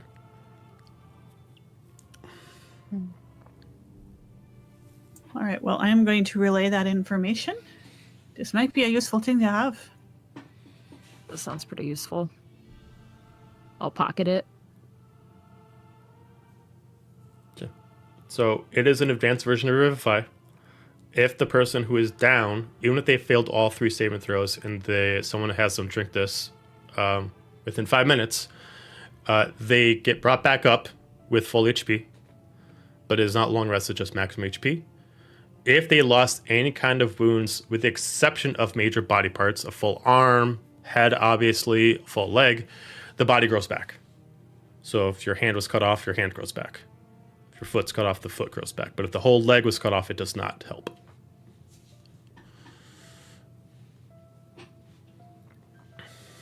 What about the other vials?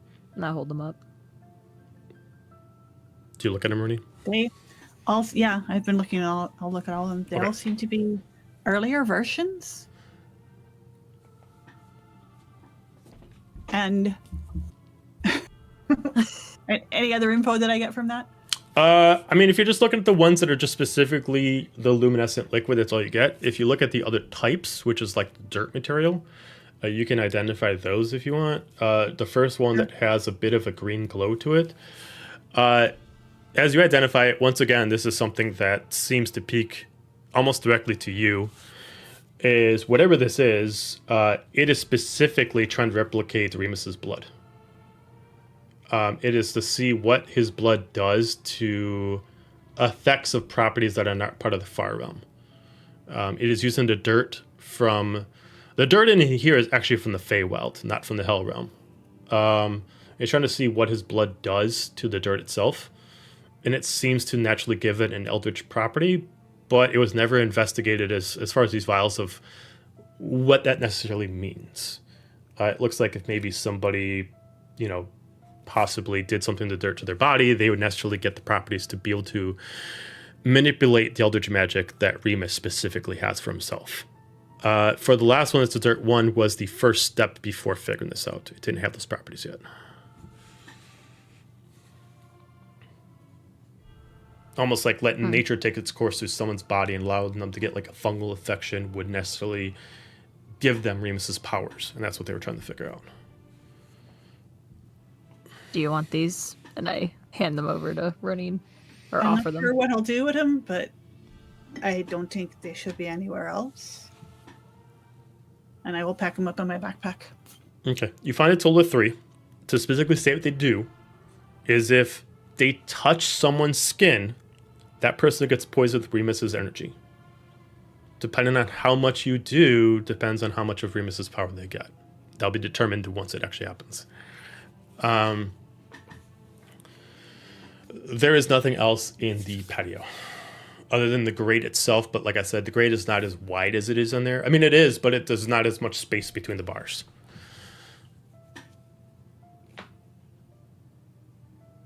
Can we go through this door? Yep. Right. Head back into the hallway. Because it's a different hallway than out here. Correct. Right, because Yep. this has another door. Mm-hmm. Okay. Is this a door here? That's just Or is it a window? that is actually a picture. A what? Picture. Oh, a picture. Mm-hmm. Okay. Is this a door here? Yes. I'll step out onto the balcony. Okay. You step out of the... Good. Quick question before we left the greenhouse. Did we look down the grate? Could we see anything down in the grate? If you looked, you can give me a perception check. Yeah, and actually, especially if it's very dark, I'm also going to have Biscuit look because she has 120 feet of dark vision, including through magical darkness. Okay. We like imps. Imps are handy. Perception for me, it's going to be a dirty 20. Okay. For Biscuit, natural 1. So she has the better vision, but she's distracted. As far as you can tell from your own vision, by her little sword. is because you can't see all the way to the bottom. You can almost see like a shape of something moving that's quite large. Not like a physical full body, but almost like if it was like several large snakes moving at the bottom.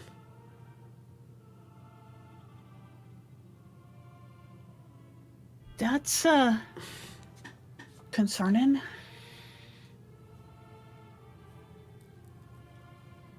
Right. Well, we're not down there yet. But something to keep in mind when we go down there looking for Zenta. Manon, as you go on the balcony, to address the vortex of death that was being talked about, the statue here is actually a statue of Celia. You do not know what's specifically spinning around her, but it looks like it's specifically trying to get people to not be able to touch her statue.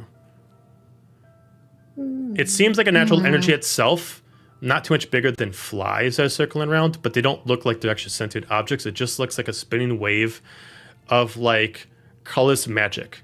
That the only reason why you see it is because of the vortex itself that's shifting around. It's not fast like a wind tunnel. It is exactly the speed that you see. So, but it is magic nonetheless. Hey, Azalia, Yeah.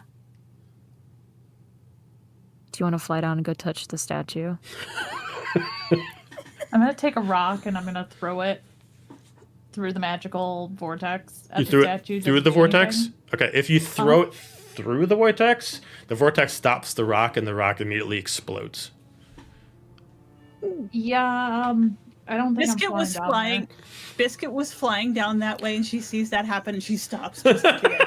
And the magic is truly up at us. I'm gonna say, hey, didn't we get some item that could cut through magic or something, or magical effects? Yes. I can cut The through locks. No, there was. I thought there was another item we got that like Locks. allowed us to like Locks. slice through like a magical effect or something. There was something. What was I think it? you're right. It's like The a shears? The shear. Sharp- The guardian shear. Shear. It was a sheer. garden shear. Yeah. I was Okay. told they only cut through anything nature creates, so like plants, vines, trees, etc. Magic can be nature. So is this nature? You don't know till you try it. Whoever has it, can I'm like, here, I'll go. I have them, and I don't want to give them to you. A natural wall. I'll look at it. You can't fly. Give them to me. I thought Bob had technically had it. Didn't we put it in? You did. I think you did actually put in Bob. Yes. I Well, did. yeah. Never mind. Well, I I was gotta holding get out them. of Bob. Bob, Yeah. do you remember that blade that was giving you a bit of trouble? I wouldn't forget it anytime soon. No. Could you get it back out again? Oh, I greatly appreciate that. It's doing something fierce to my digestive system. Oh, you should have said something sooner.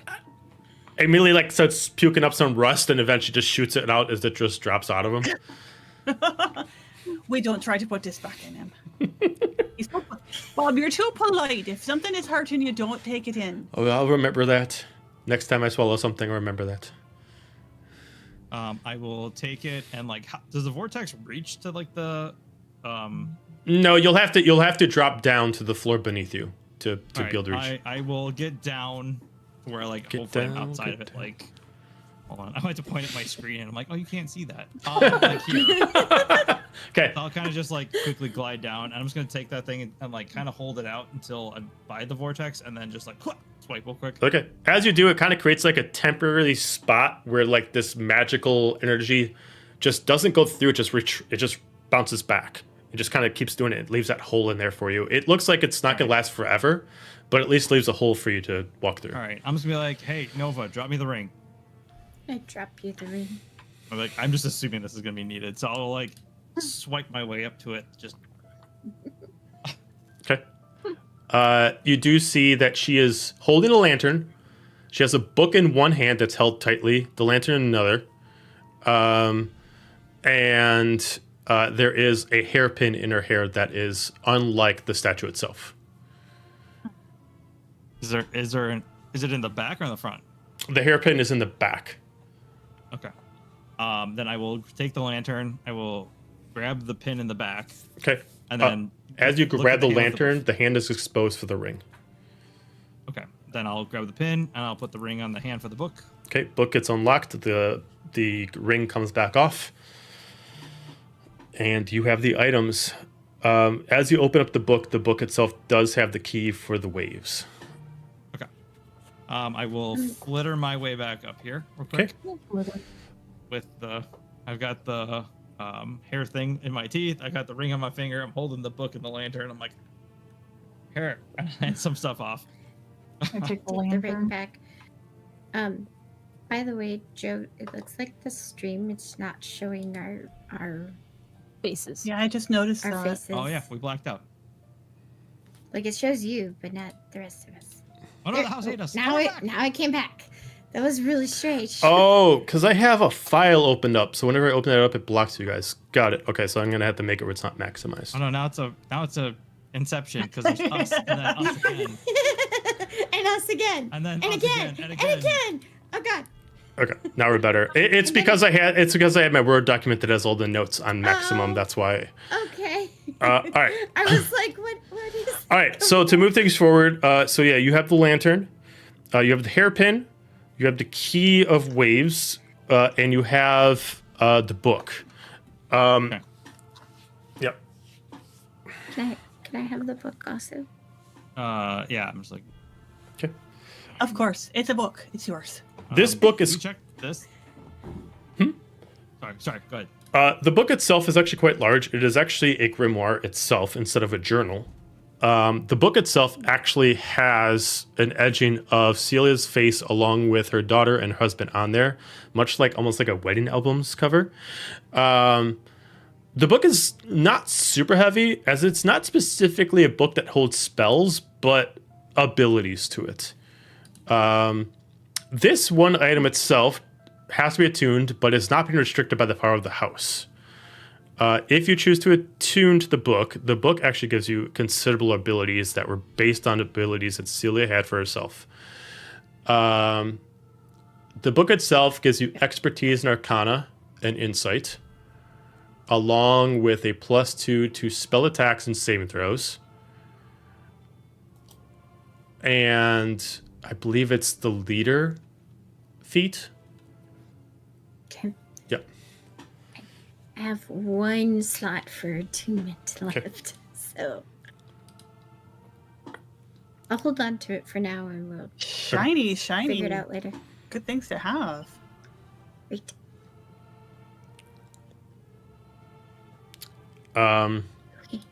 As you land back up and you guys have this, you immediately hear something upstairs start to move up in the attic.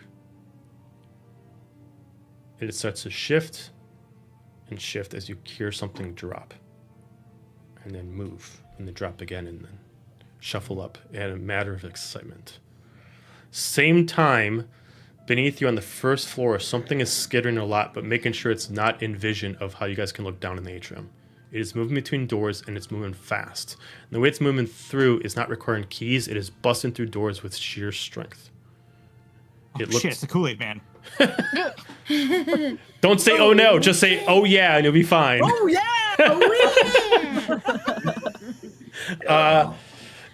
As this roar is happening, you can assume the warning was given that the night would hunt you down.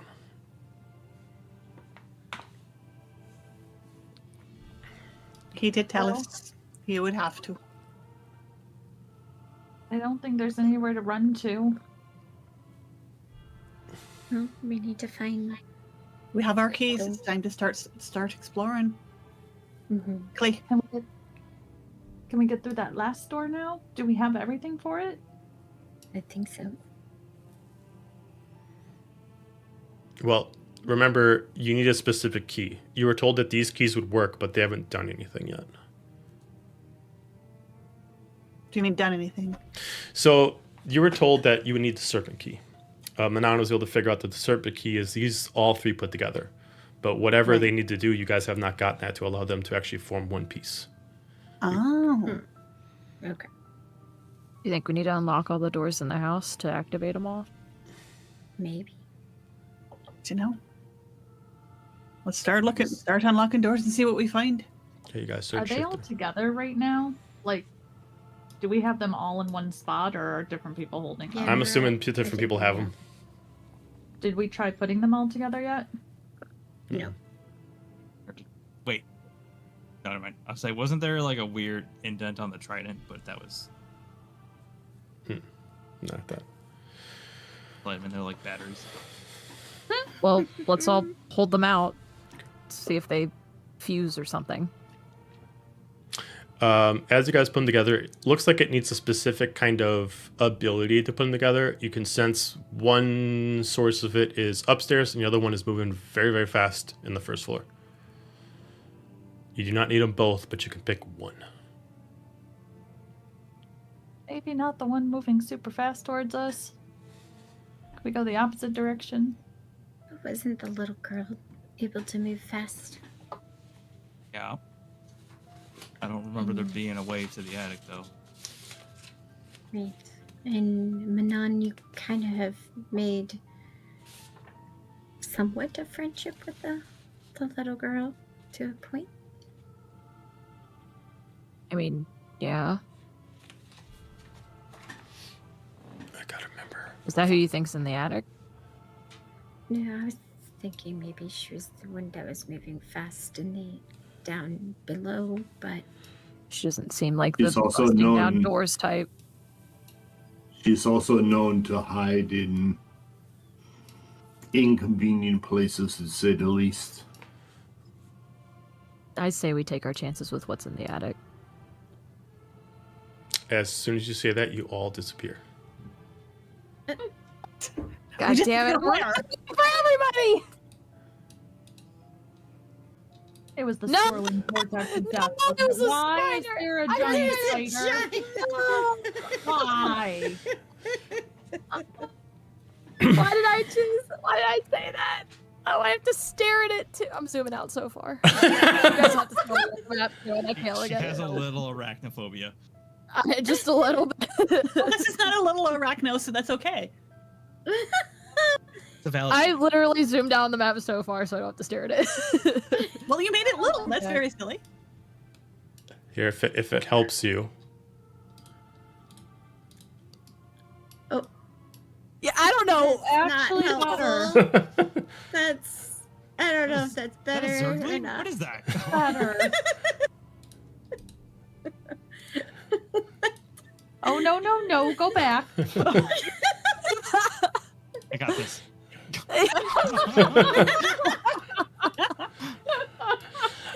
You guys, There we go. so you guys start off where I was just showing you, so that would be over here. You guys immediately are surrounded by several statues of different kind of creatures that don't belong to all one realm.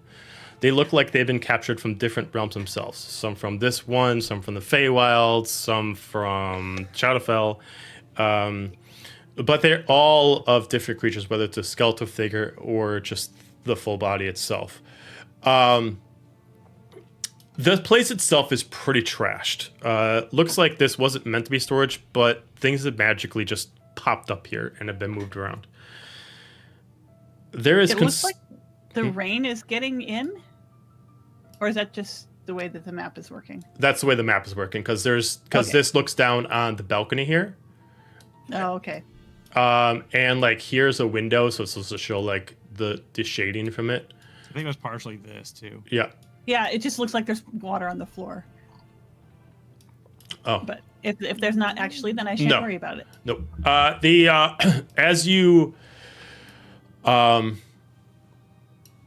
start here, whether or not you move, you hear scampering around this side and this side by multiple objects. It sounds like something is moving fast and quick, and multiple things are doing so.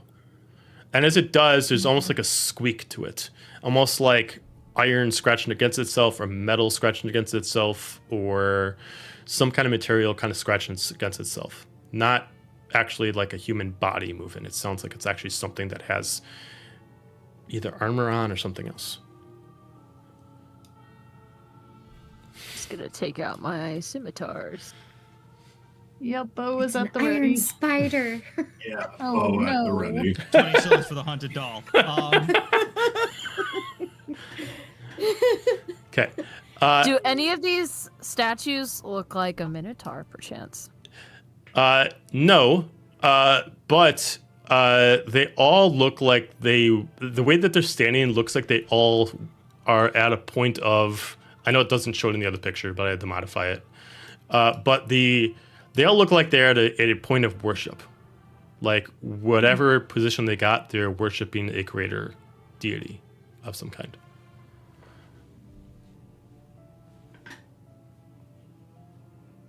Well, I guess we have to fight this thing, whatever it is. Not necessarily. I don't know what it is yet.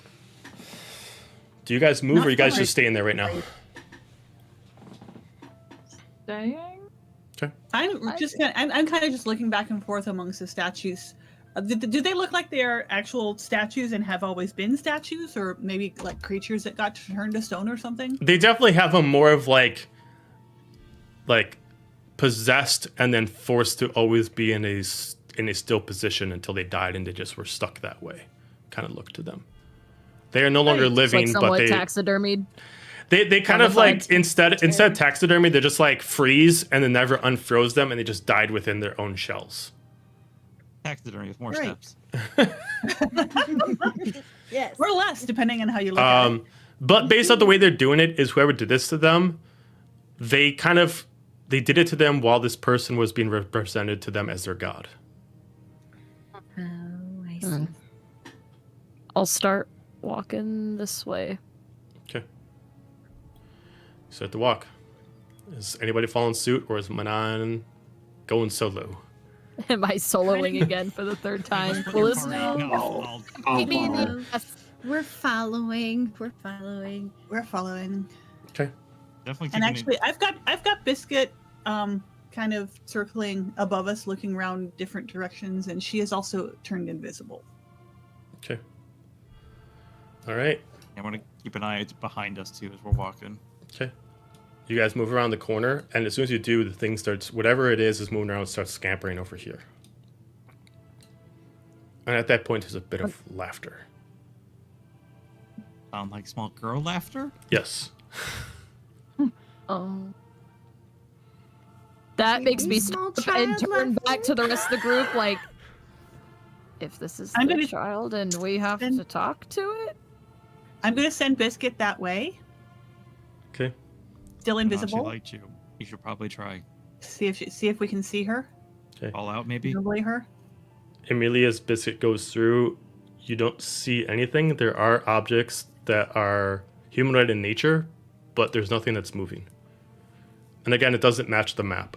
But like there's an object here that's standing completely still. There's an object here that's standing completely still. There's an object here that's standing completely still. They're kind of all scattered. More people who got frozen and died. These ones don't look like people that froze and died. These look like mannequins meet porcelain. Okay. Do we still hear little one scampering around? Completely quiet right now. The creepy dolls section. Samara, are you here? Yes. You just hear a whisper coming around behind you. Yes. Come I, wherever you are. Immediately hear scampering behind you now, over here. Biscuit's gonna go around around the other way to try and get to her. Like, Okay. As soon as she realizes that she's being followed, a set of books drops over here. Biscuit is invisible and flying. I don't know. She can sense invisibility. You can sense her. Okay. Yeah, she can sense invisibility. She just you can kind of hear in like every direction. You're all really nice, and I'm sorry. I can't really. You're here now, and I can't really do anything. I wish I could stop myself, but once someone comes in the attic, I can't really control myself. How do we stop you? I don't know. No one's ever succeeded.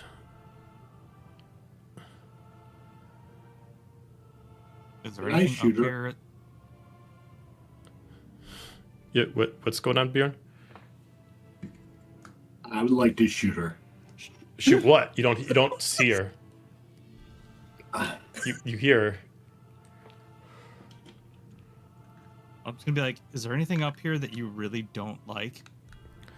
I mean, the creatures are really creepy. I mean, the eye is really creepy. It's always watching me. What I? The eye? And she just kind of like, she doesn't realize that you can't see her pointing. You don't see that eye. No, we don't. No. Guide us. Immediately as she says that, you immediately just see on the ceiling a giant eye just staring at all of you. Oh. This eye is no. not golden like the rest. This eye is red. It is not an eye of Remus. This is someone else watching her. Biscuit's gonna fly up and poke it. Okay. Oh, can I shoot it? I was gonna say. I was Okay. gonna offer to spray some Visine in it. As Listen, with the poking, the shooting, the hi. Visine, it just kind of goes through there like it doesn't actually exist, but it's still watching you.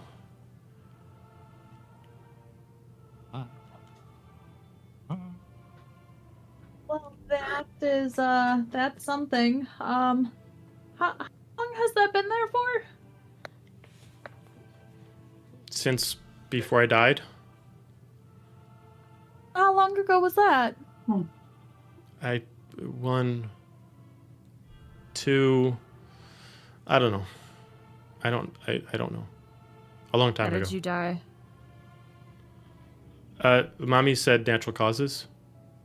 I don't know what that is. I was really, really sick, and she tried to use the orb. She used that on me, and then it made me feel better for a little bit, but then I wasn't allowed to leave the attic, and they said it wasn't working.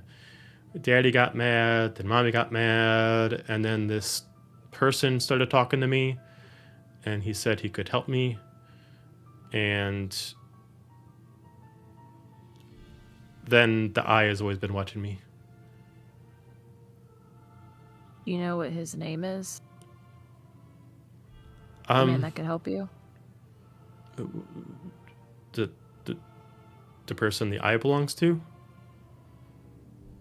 Yeah. She just kind of like, you just see the book that fell towards Biscuit and just like slides and just kind of like floats right towards you. You just see it open up a page, and you see a page of like a tall devilish beast that has like a large bull head, but has more like an over-exaggerated antler count coming from it. And just shows one of the 7 sins named Taor.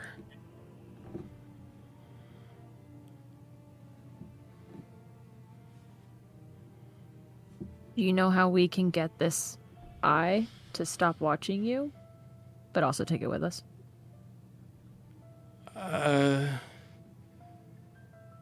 mean, it wants the orb.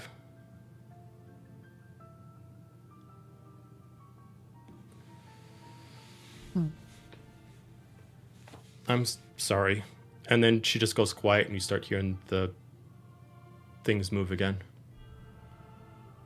The Big little creature? one. Yep. And now they're over here. Big little one. Do you know how to get these keys together?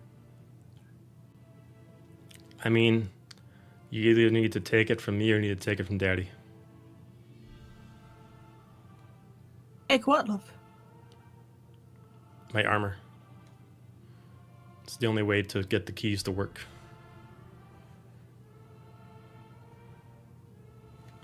If you're dead, then why are you whatever you are over there? Mommy says it's the orb. But she doesn't see me like she used to. She said that even though I'm here, that I'm not real. I'm not her real daughter. And she gets mad every time she sees me, but she doesn't choose to get rid of me. So I just stay up here. Sometimes I'm able to get out, like when I saw you guys, but it required a lot of concentration. We put this other version of you down. Will you be mad at us? I don't think I could be mad at you, but I also don't know what will happen, so let's just say that I'd rather go back to sleep than harm you.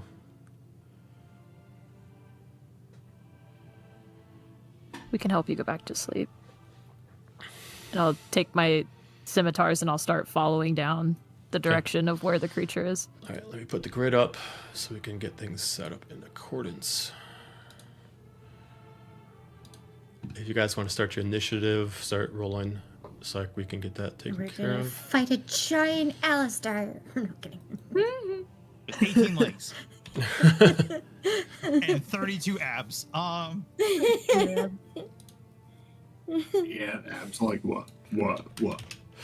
Just some absitizers. Oh, that's not Boo. All Not right. afraid to say it. If you guys want to put yourself at least up in this corner, but it has to be around the corner. I'm still big. What the fuck? Oh yeah, look at those wait for days. Look Hanging over the mat. God, this is a small house. Man, I'd love to put myself on the map, but I All don't right. have those All right. privileges Hang on a anymore. second. Don't keep moving stuff around. It's actually giving me error Sorry. codes. Hang on a second so I can resize you. Sizing. Oh, now tiny. Size My matters. TNT. Tiny. Oh, You. Okay, and then whoever's she's a left. baby. Giant Roneen stomps Snow. Wait, where's Vicky from the king still? Where the hell is that guy? He's only gonna respond to you guys whenever you guys want to ask us questions. Otherwise, he will be in combat with you. So, and then Well, he just are we follows missing? around. We're missing Manon. somebody, right? Yeah, where's Manon? Manon. Missing me because I can't put myself on the map because I had lost those. Oh, that's privileges. right. That's right.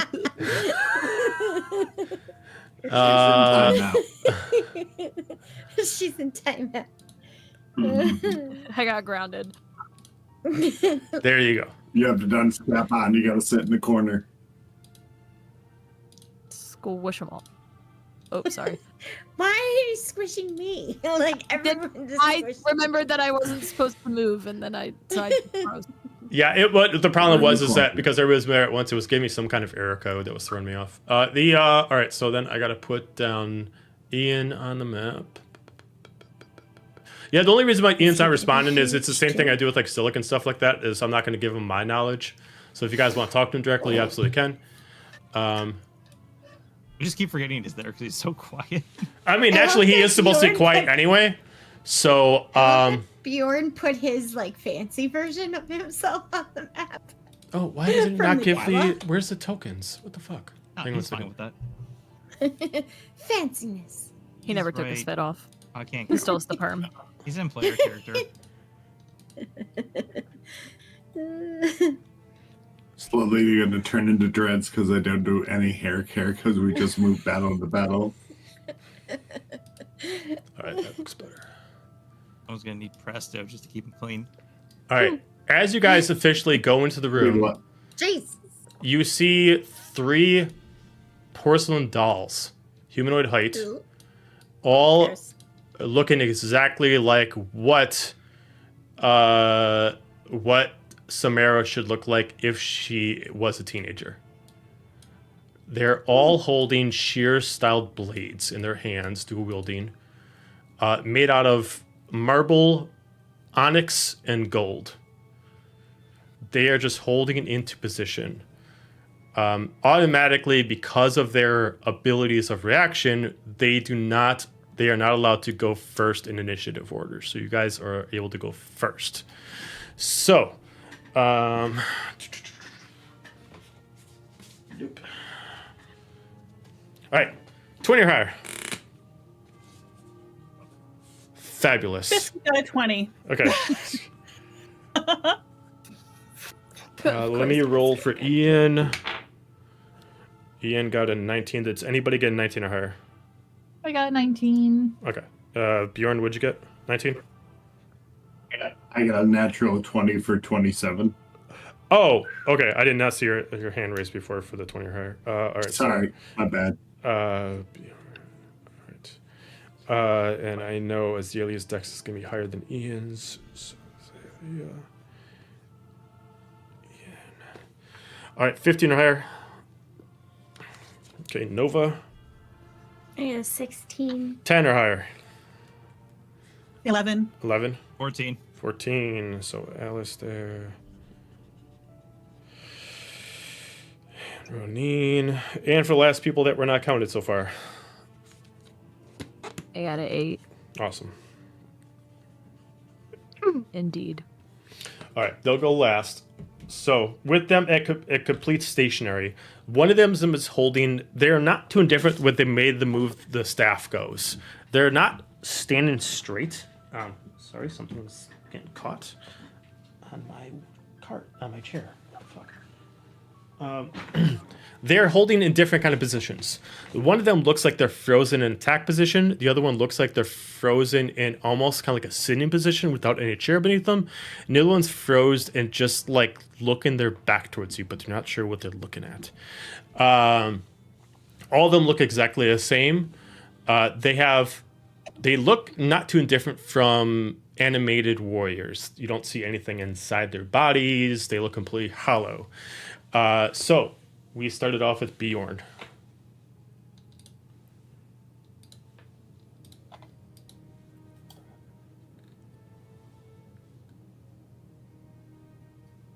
You're still muted. Yeah, you're muted, Bjorn.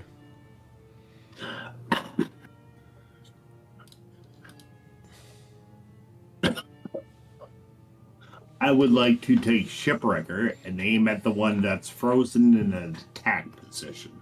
Okay, got it.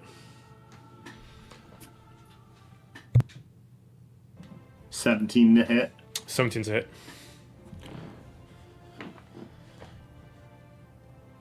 So that would be...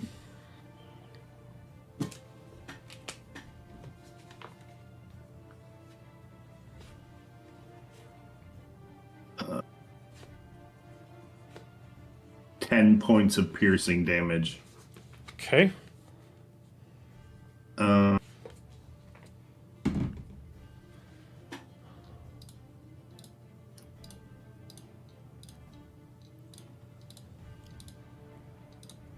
I would like to look at Alistair and give him Bardic Inspiration. Kill them all. Let the gods sort them out. And I'll end my turn there. Is that a D8 right now, or is that... D8. Yep. All right, we go to Biscuit. Alrighty, Biskin, who is still invisible, is going to fly over to 5, 10. Yeah, the farthest one here, and try and grab one of the blades that is holding. Okay. If Biscuit is trying to grab one of the blades, it's going to have to be a contested strength. Okay. That's an 18. Power of biscuit. Yeah, not going to do that. Okay. Blade is Yes. pretty solid in Nope. its hand. All right. Well, that's really all she can do. So. All right, we're going to go to Ian. I got to remember his spell. Sorry, one second. Was he before me? We He both got got a a... 19. Let me look at his stats. It's his staff. His staff automatically lets him go first due to a tie. Okay. He's got... What the fuck is my thing doing? Oh, it's having me roll for some reason. What the fuck? Okay. He is going to... He is going to immediately put his hand on top of Alistair's shoulder, and due to the staff he has, he's going to grant you shield. So he's going to give you +5 to your AC.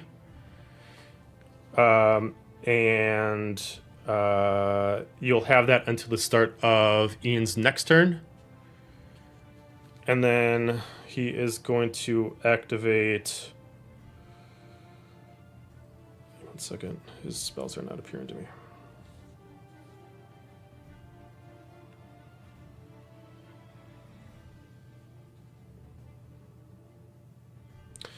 He is going to point at Manon, Azalia, and Roneen and activate Bless, giving you all a D4. Nice. Cool. Thank you. And that will end his turn. Then we go to Azalia. I'm gonna fly up and over the wall of friends in front of me. And then scooch on here, and I'm gonna shoot the blue one. Okay, got it. Guessing a 10 does not hit. It does not. You fire off, and it just pings off of the porcelain armor. That was so sad. I will end my turn there then. Okay, we go to Nova.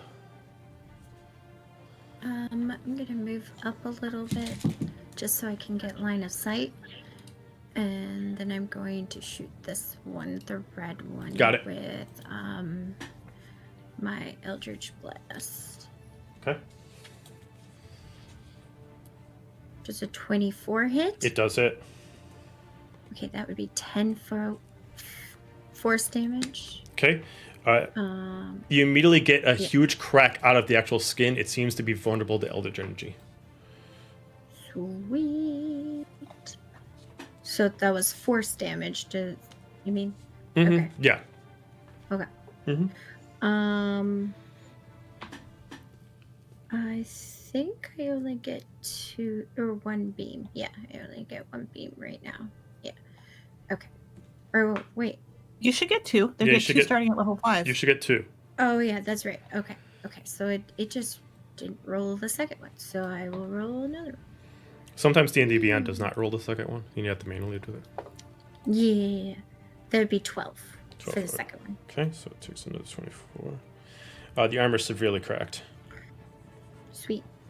And then I will just mention that to Roneen behind me because I know she has the same. So, yeah. Sounds good. And that will be my turn. All right, we then go with Alistair, followed by Roneen, then Manon. Okay. Am I getting any undead vibes off these things? You are not. They are following off the same mechanics as animated armor. Okay, I think I can make it here with 30. Okay, yeah, I'm gonna get to their turnaround, and I'm gonna cast Burning Hands in a cone, which should, I think, hit all 3. Okay, sounds good. So that is, I believe, a saving throw on their part. Dex saving throw, please. Okay. So we're gonna go. He's 14. We'll go with red first. That is a 14 exactly. Green is a 10, and blue is a 5. Okay, so 1 success and 2 fails. Got it. And dice, come here. All right, so 2 will take full damage, which is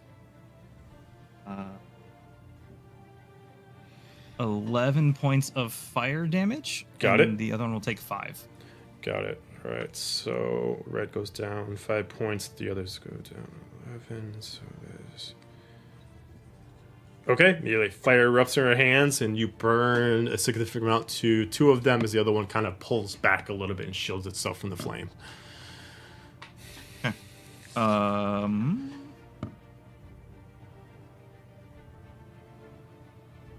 you know what? Fuck it. I'm actually going to use my bonus action to cast Spirit Weapon. Okay. Let's put it by. Damn it. Damn it, Bobby. That's probably going to get reset. Yeah, I need you. I'll take reset. Holy spiritual weapon, Batman. Giant weapon. Hold on. And tool. Okay. Put that right there by that one, and I believe it gets a free swing at that point then.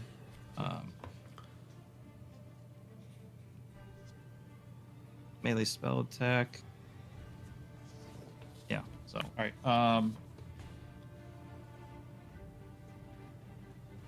right. 18 hit? That is a hit. Cool. All right, so it's going to take 1d8.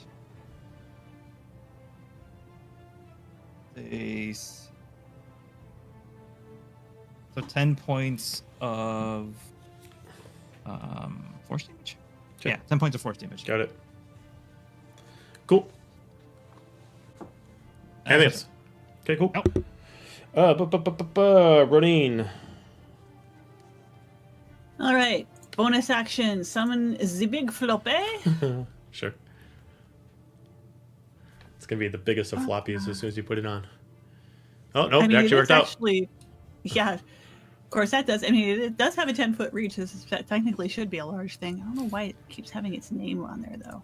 Oh, yeah, I'm not quite sure. I've disabled its functions to do that. I do that every time. I just have to delete it every time. All right, so it is going to attack. Remind me how that happens. Melee spell attack. Okay. And it is an attack, and I am making a melee spell attack, so I can attack it with my bless. To the bomb. So that's going to be 5 5 plus 9 plus 16 to hit. That is a hit. All right. And then... So then it's a 1d8 cold. D8. For 7 cold damage. Okay. And then having heard the information that... point of order, is this a wall? No, it's just the edge of the carpet. The edge of the carpet. Okay, so I can come over here and get line of sight. Mm-hmm.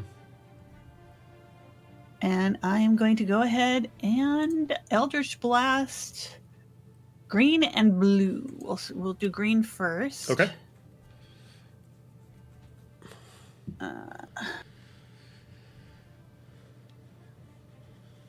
For 18 to hit. That's a hit.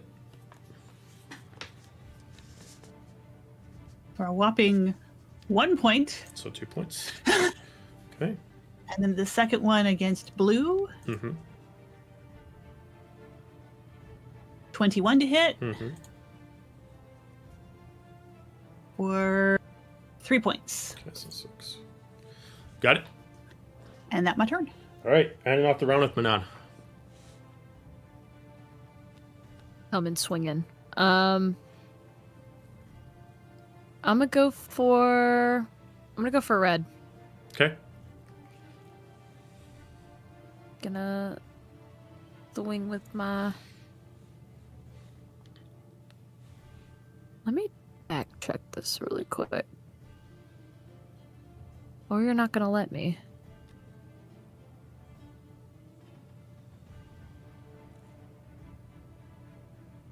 So it says on Roll20 one thing, but I clocked it in my other campaign yesterday that if you go into the log, it says something different. Like Roneen's is the same too. It said 27 but she rolled 21 in the log. So I've just been noticing that. I can't see it in the log, so I'm gonna go with Roll20. That was a 12. Okay, yeah, it's a miss. Okay. I'm gonna roll real dice so I don't get confused on that. So I'm gonna go second attack. That was a crit. Nice. That was a 19.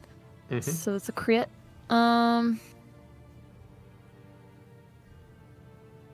Great, this is gonna be fun.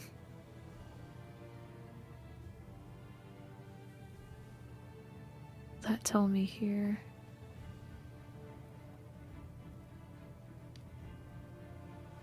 Okay. Sorry, it's really bothering me that they're not matching up. What's not matching up? The rolls on the rolls on D&D Beyond are coming up as different numbers in the log in the chat on Roll20. I would go by what's showing on D&D Beyond. You can look at the log on D&D Beyond if you click up at the Yeah, I mean top right. Yeah, I mean if you want to go off D&D Beyond, then just go off D&D Beyond. Okay. I would say that's going to be. I don't usually actually look at the log, so like I'm never actually like checking you guys for like telling the truth. So I pretty much you guys are fine. So. Yeah, okay. The log on D&D Beyond is showing the correct roll. I don't know what the heck Roll20 is doing. Yeah, I rarely look at the chat log. I usually have Jukebox open on my toolbar. So yeah. Roll20 rolls all of the damage, where D&D Beyond only rolls half of it. So I'm gonna look at Roll20 for damage, because it just factors all of it. So that's 12 points slashing.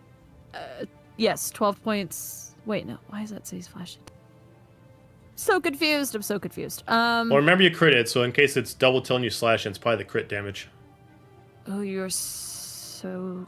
No, because I rolled that manually, so that's not what that is. Okay. Okay.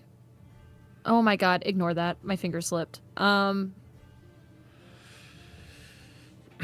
that's why. I'm sorry. My prayers have been answered. I know why. Anyway, so that's 17 points of slashing. And that's already with the critical bonus on it? No, it's not doubled yet. Okay. I roll it again. And then I roll a d10 again. That's a heckin' 3 on top of So 16 points of slashing. So that's a 17 and a 16 Okay. total for that That is attack. exactly what you needed as the thing starts shattering into pieces and it falls apart. Yay!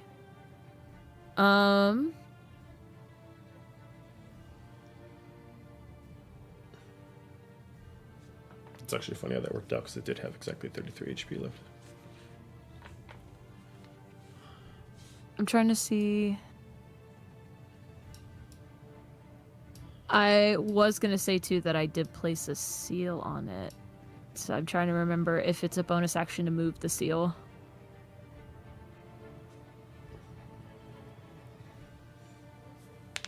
Oh gosh darn it. I'll figure that out later. I'm just gonna go bonus action, hit this one in blue. Okay.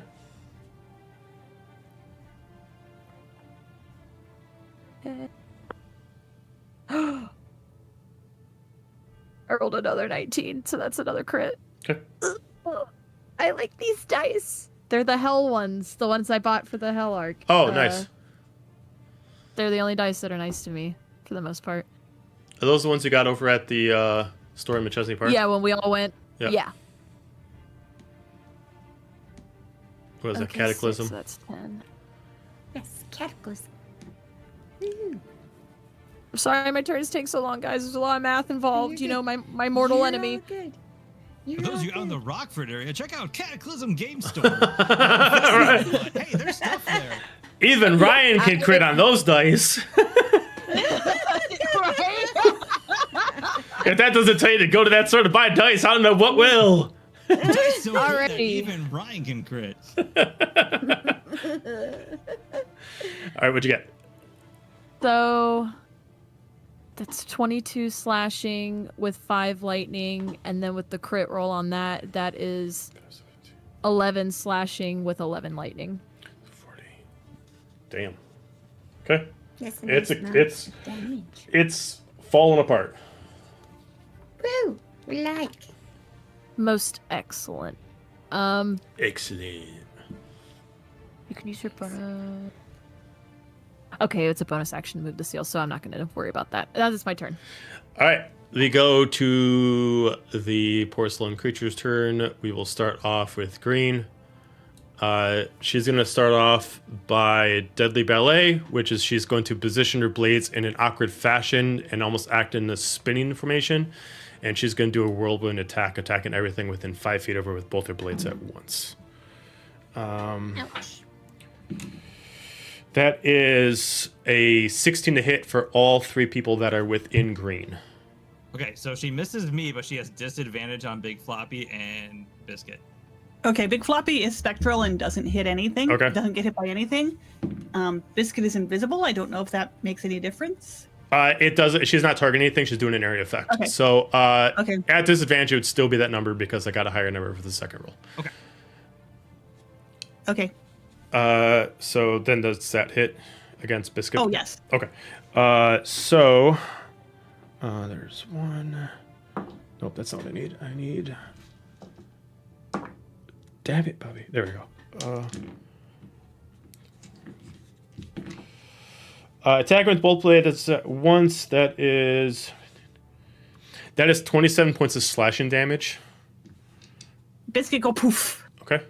Biscuit. You sort of just hear a poof because she was invisible. She turns visible for just a split second and just go poof. All right. And then immediately as the spinning stops, she repositions herself. She kind of like dangles backwards, and then immediately you just see like this maw open up within her porcelain mouth, and she immediately does psychic scream. And then she immediately screams, and she's going to, due to the effect of the range, she's going to target Manon and Nova. That is going to be a 15 to hit against Manon and Nova. That is a miss. That's a miss. That hits for Okay. me. All right. And that is going to be 2d. Okay, that Is is. that What kind of effect is Oh. this? Is that considered an attack roll, Joe? What? Would that be considered an attack roll? Yeah, it's an attack roll. Oh wait, I am Would she get mistaken. the Biscuit has disadvantage 4 then? hit points left. Okay. Would she get disadvantage with the armor or no? Oh, technically she would, yes. That would have been bigger, so it still would have been the same. Okay. Just making sure. So 7. Okay, so Nova, that's 9 points of psychic damage. That is Screen's turn. We'll go against... We'll take blue and just stay in combat with Manon. She is going to plant both her feet down. She's going to like pull her arms back, and she's going to stretch her arms down, and she's going to come down, and she's going to slice like arm striking back and forth like a toy doll. So for the main hand, at disadvantage. So that is going to be 15. That's a miss. Okay, offhand. Oh, that's not good. That's only going to be a 9. And then with both arms missing, she's going to twist, and then she can't do psychic. So she's going to do Deadly Ballet, and she can only attack Manon with this. So again, disadvantage. So that's probably also not going to hit. Well, disadvantage, that misses a natural 20. So that's only going to be a 12. So she misses you with both attacks, and you immediately pull back into the whirlwind, and she misses all 3. That ends Just Porcelain's dodging turn. them. Yep. We go to the top to Bjorn.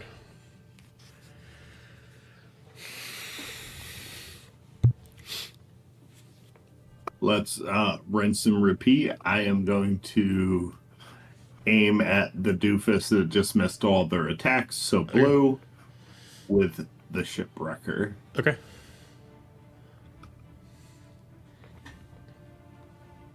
$23 to hit. That's a hit.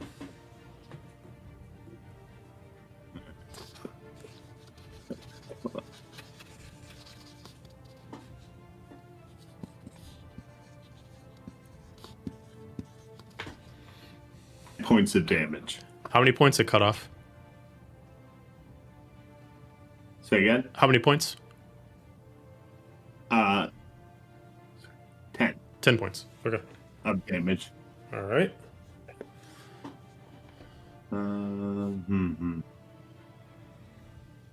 As like the velocity of the arrow goes so fast, it doesn't necessarily like shatter the armor, but it just like pierces and just creates like a permanent hole from both front to end of the porcelain armor.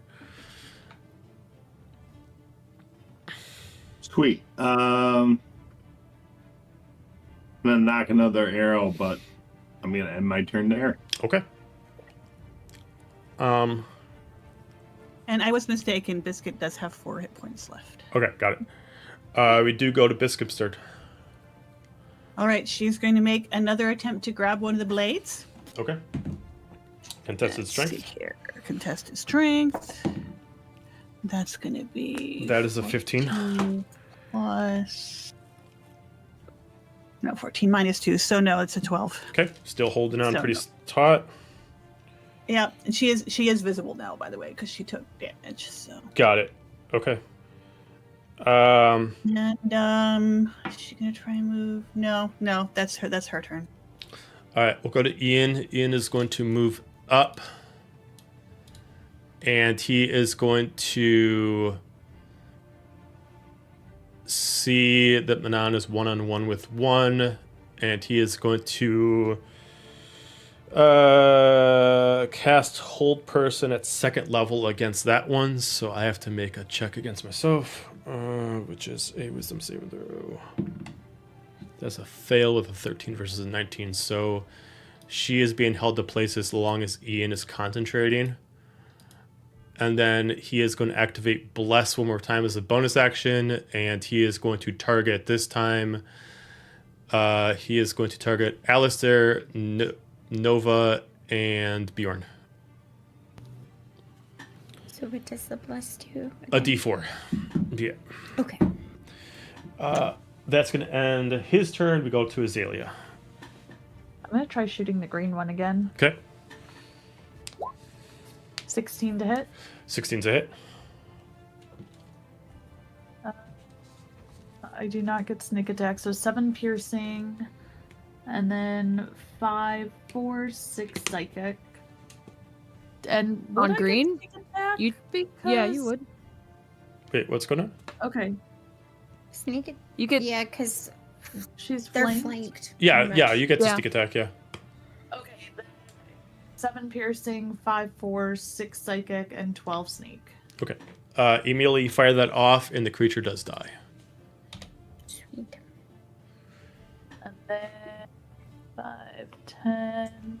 I'm gonna move up, and with my offhand, What'd you use for the... Did you use a bow or a crossbow? the chronal wrist bow, Okay, good. and then I'm gonna stab her with my dagger. Mm-hmm. 26 to hit, That's it. and 8 piercing, 12 sneak. Okay, she's hurting. Then I will end my turn there. Okay. Nova. Alright, I'm gonna use real dice. And we're gonna do Eldritch Blast at the last one. Okay. That's a natural 20 for Oh, a shit. 26. All So right. let me get Oh, yeah. two So you'll get... 10s out. Yep. So that is 5 plus 3, then 3 plus 3, technically.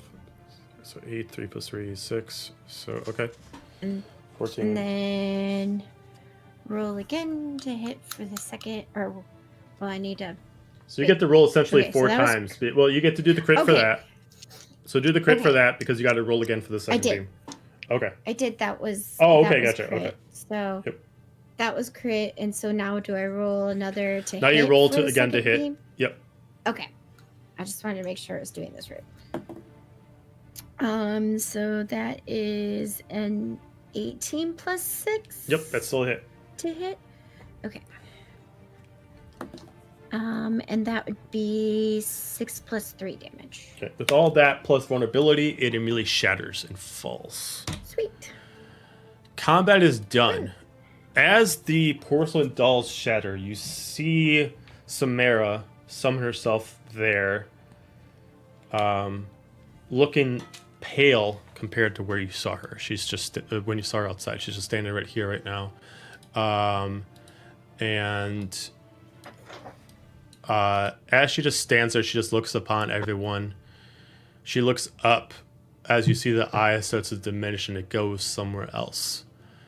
She looks at all of you as immediately you just see something just fall down from the porcelain pieces as you just see what looks like a little emerald gem that looks like it can fit into the head of the keys.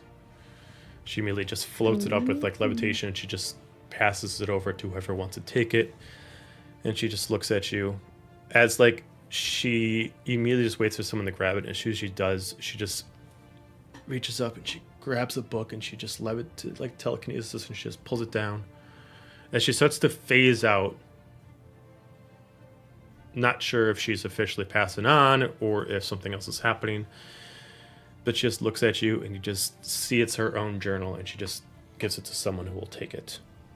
Whether they grab it within the first second or not, but if you wait more than 2 seconds, she fades away and then it drops.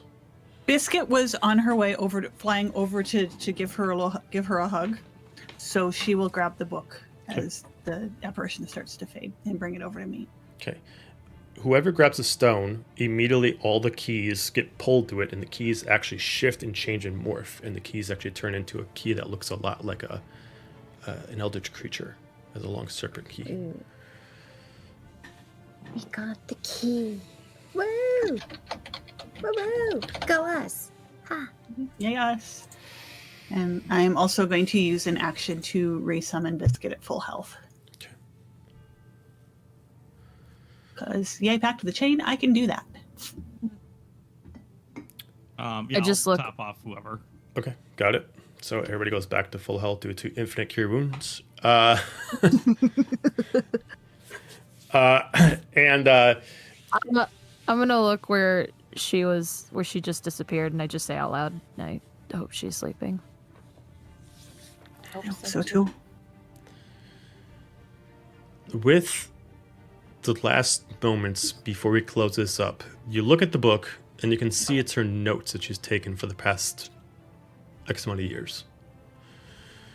Knowing that she has the ability to travel through and out of the house if she concentrates it hard enough, and even before she died, that she was able to navigate through the house playing the perfect game of hide and seek, throw up walls that not even her own parents knew about. She could see them do things without them knowing about it. And the horrors that she saw, especially from her mother, were of great horror indeed. Throughout the years, she saw her mother as a version of herself that she did not recognize. After they moved to Hell, and she swore that she'd protect the orb, and she did what the girl says is sacrifices to bring her daughter back, but did not believe that Samara was her real daughter, kept trying and trying again. And as she tried, she started to look like someone else that she did not recognize. She made friends with people that were distrustworthy, and she sacrificed her father for ends that she did not understand. Until one day she woke up, and her mother was gone, and all she saw in her place was a red-skinned devil named Zenza. And that's where we're going to end it. Dun dun dun. Blew it. Meow. I had an inkling. Well, we put her to rest, I guess. Right? Yeah, Or put her did mom to rest. Not to put her mom to rest. One more. You will go to sleep, or we will put you to Go to sleep. sleep. Go to sleep. Right? Go to sleep. Sounds like that'll be a good thing. Glasses. Shut the hell up. Now we know a little bit more about Zenza's motivation, finally. Right? Yes, we do. With this last thing, before I forget about it, Roneen, you get a vision. You get a dear. sight. You get something that immediately comes to you as you can see what she had to do this. And you almost see her communicating with Remus a long time ago. Speaking to this large eldritch beast. Communicating to him in a way that you have not been able to achieve or choose to do so yet. She demanded of him, for all of her sacrifice, to heal her daughter, and he refused. So she took her power by force. And in doing so, she has been consistently draining him of his power. Finding chosen people that he would have to protect himself, to take and take. And now the last one is there. And if she can get you, she can get what she wants.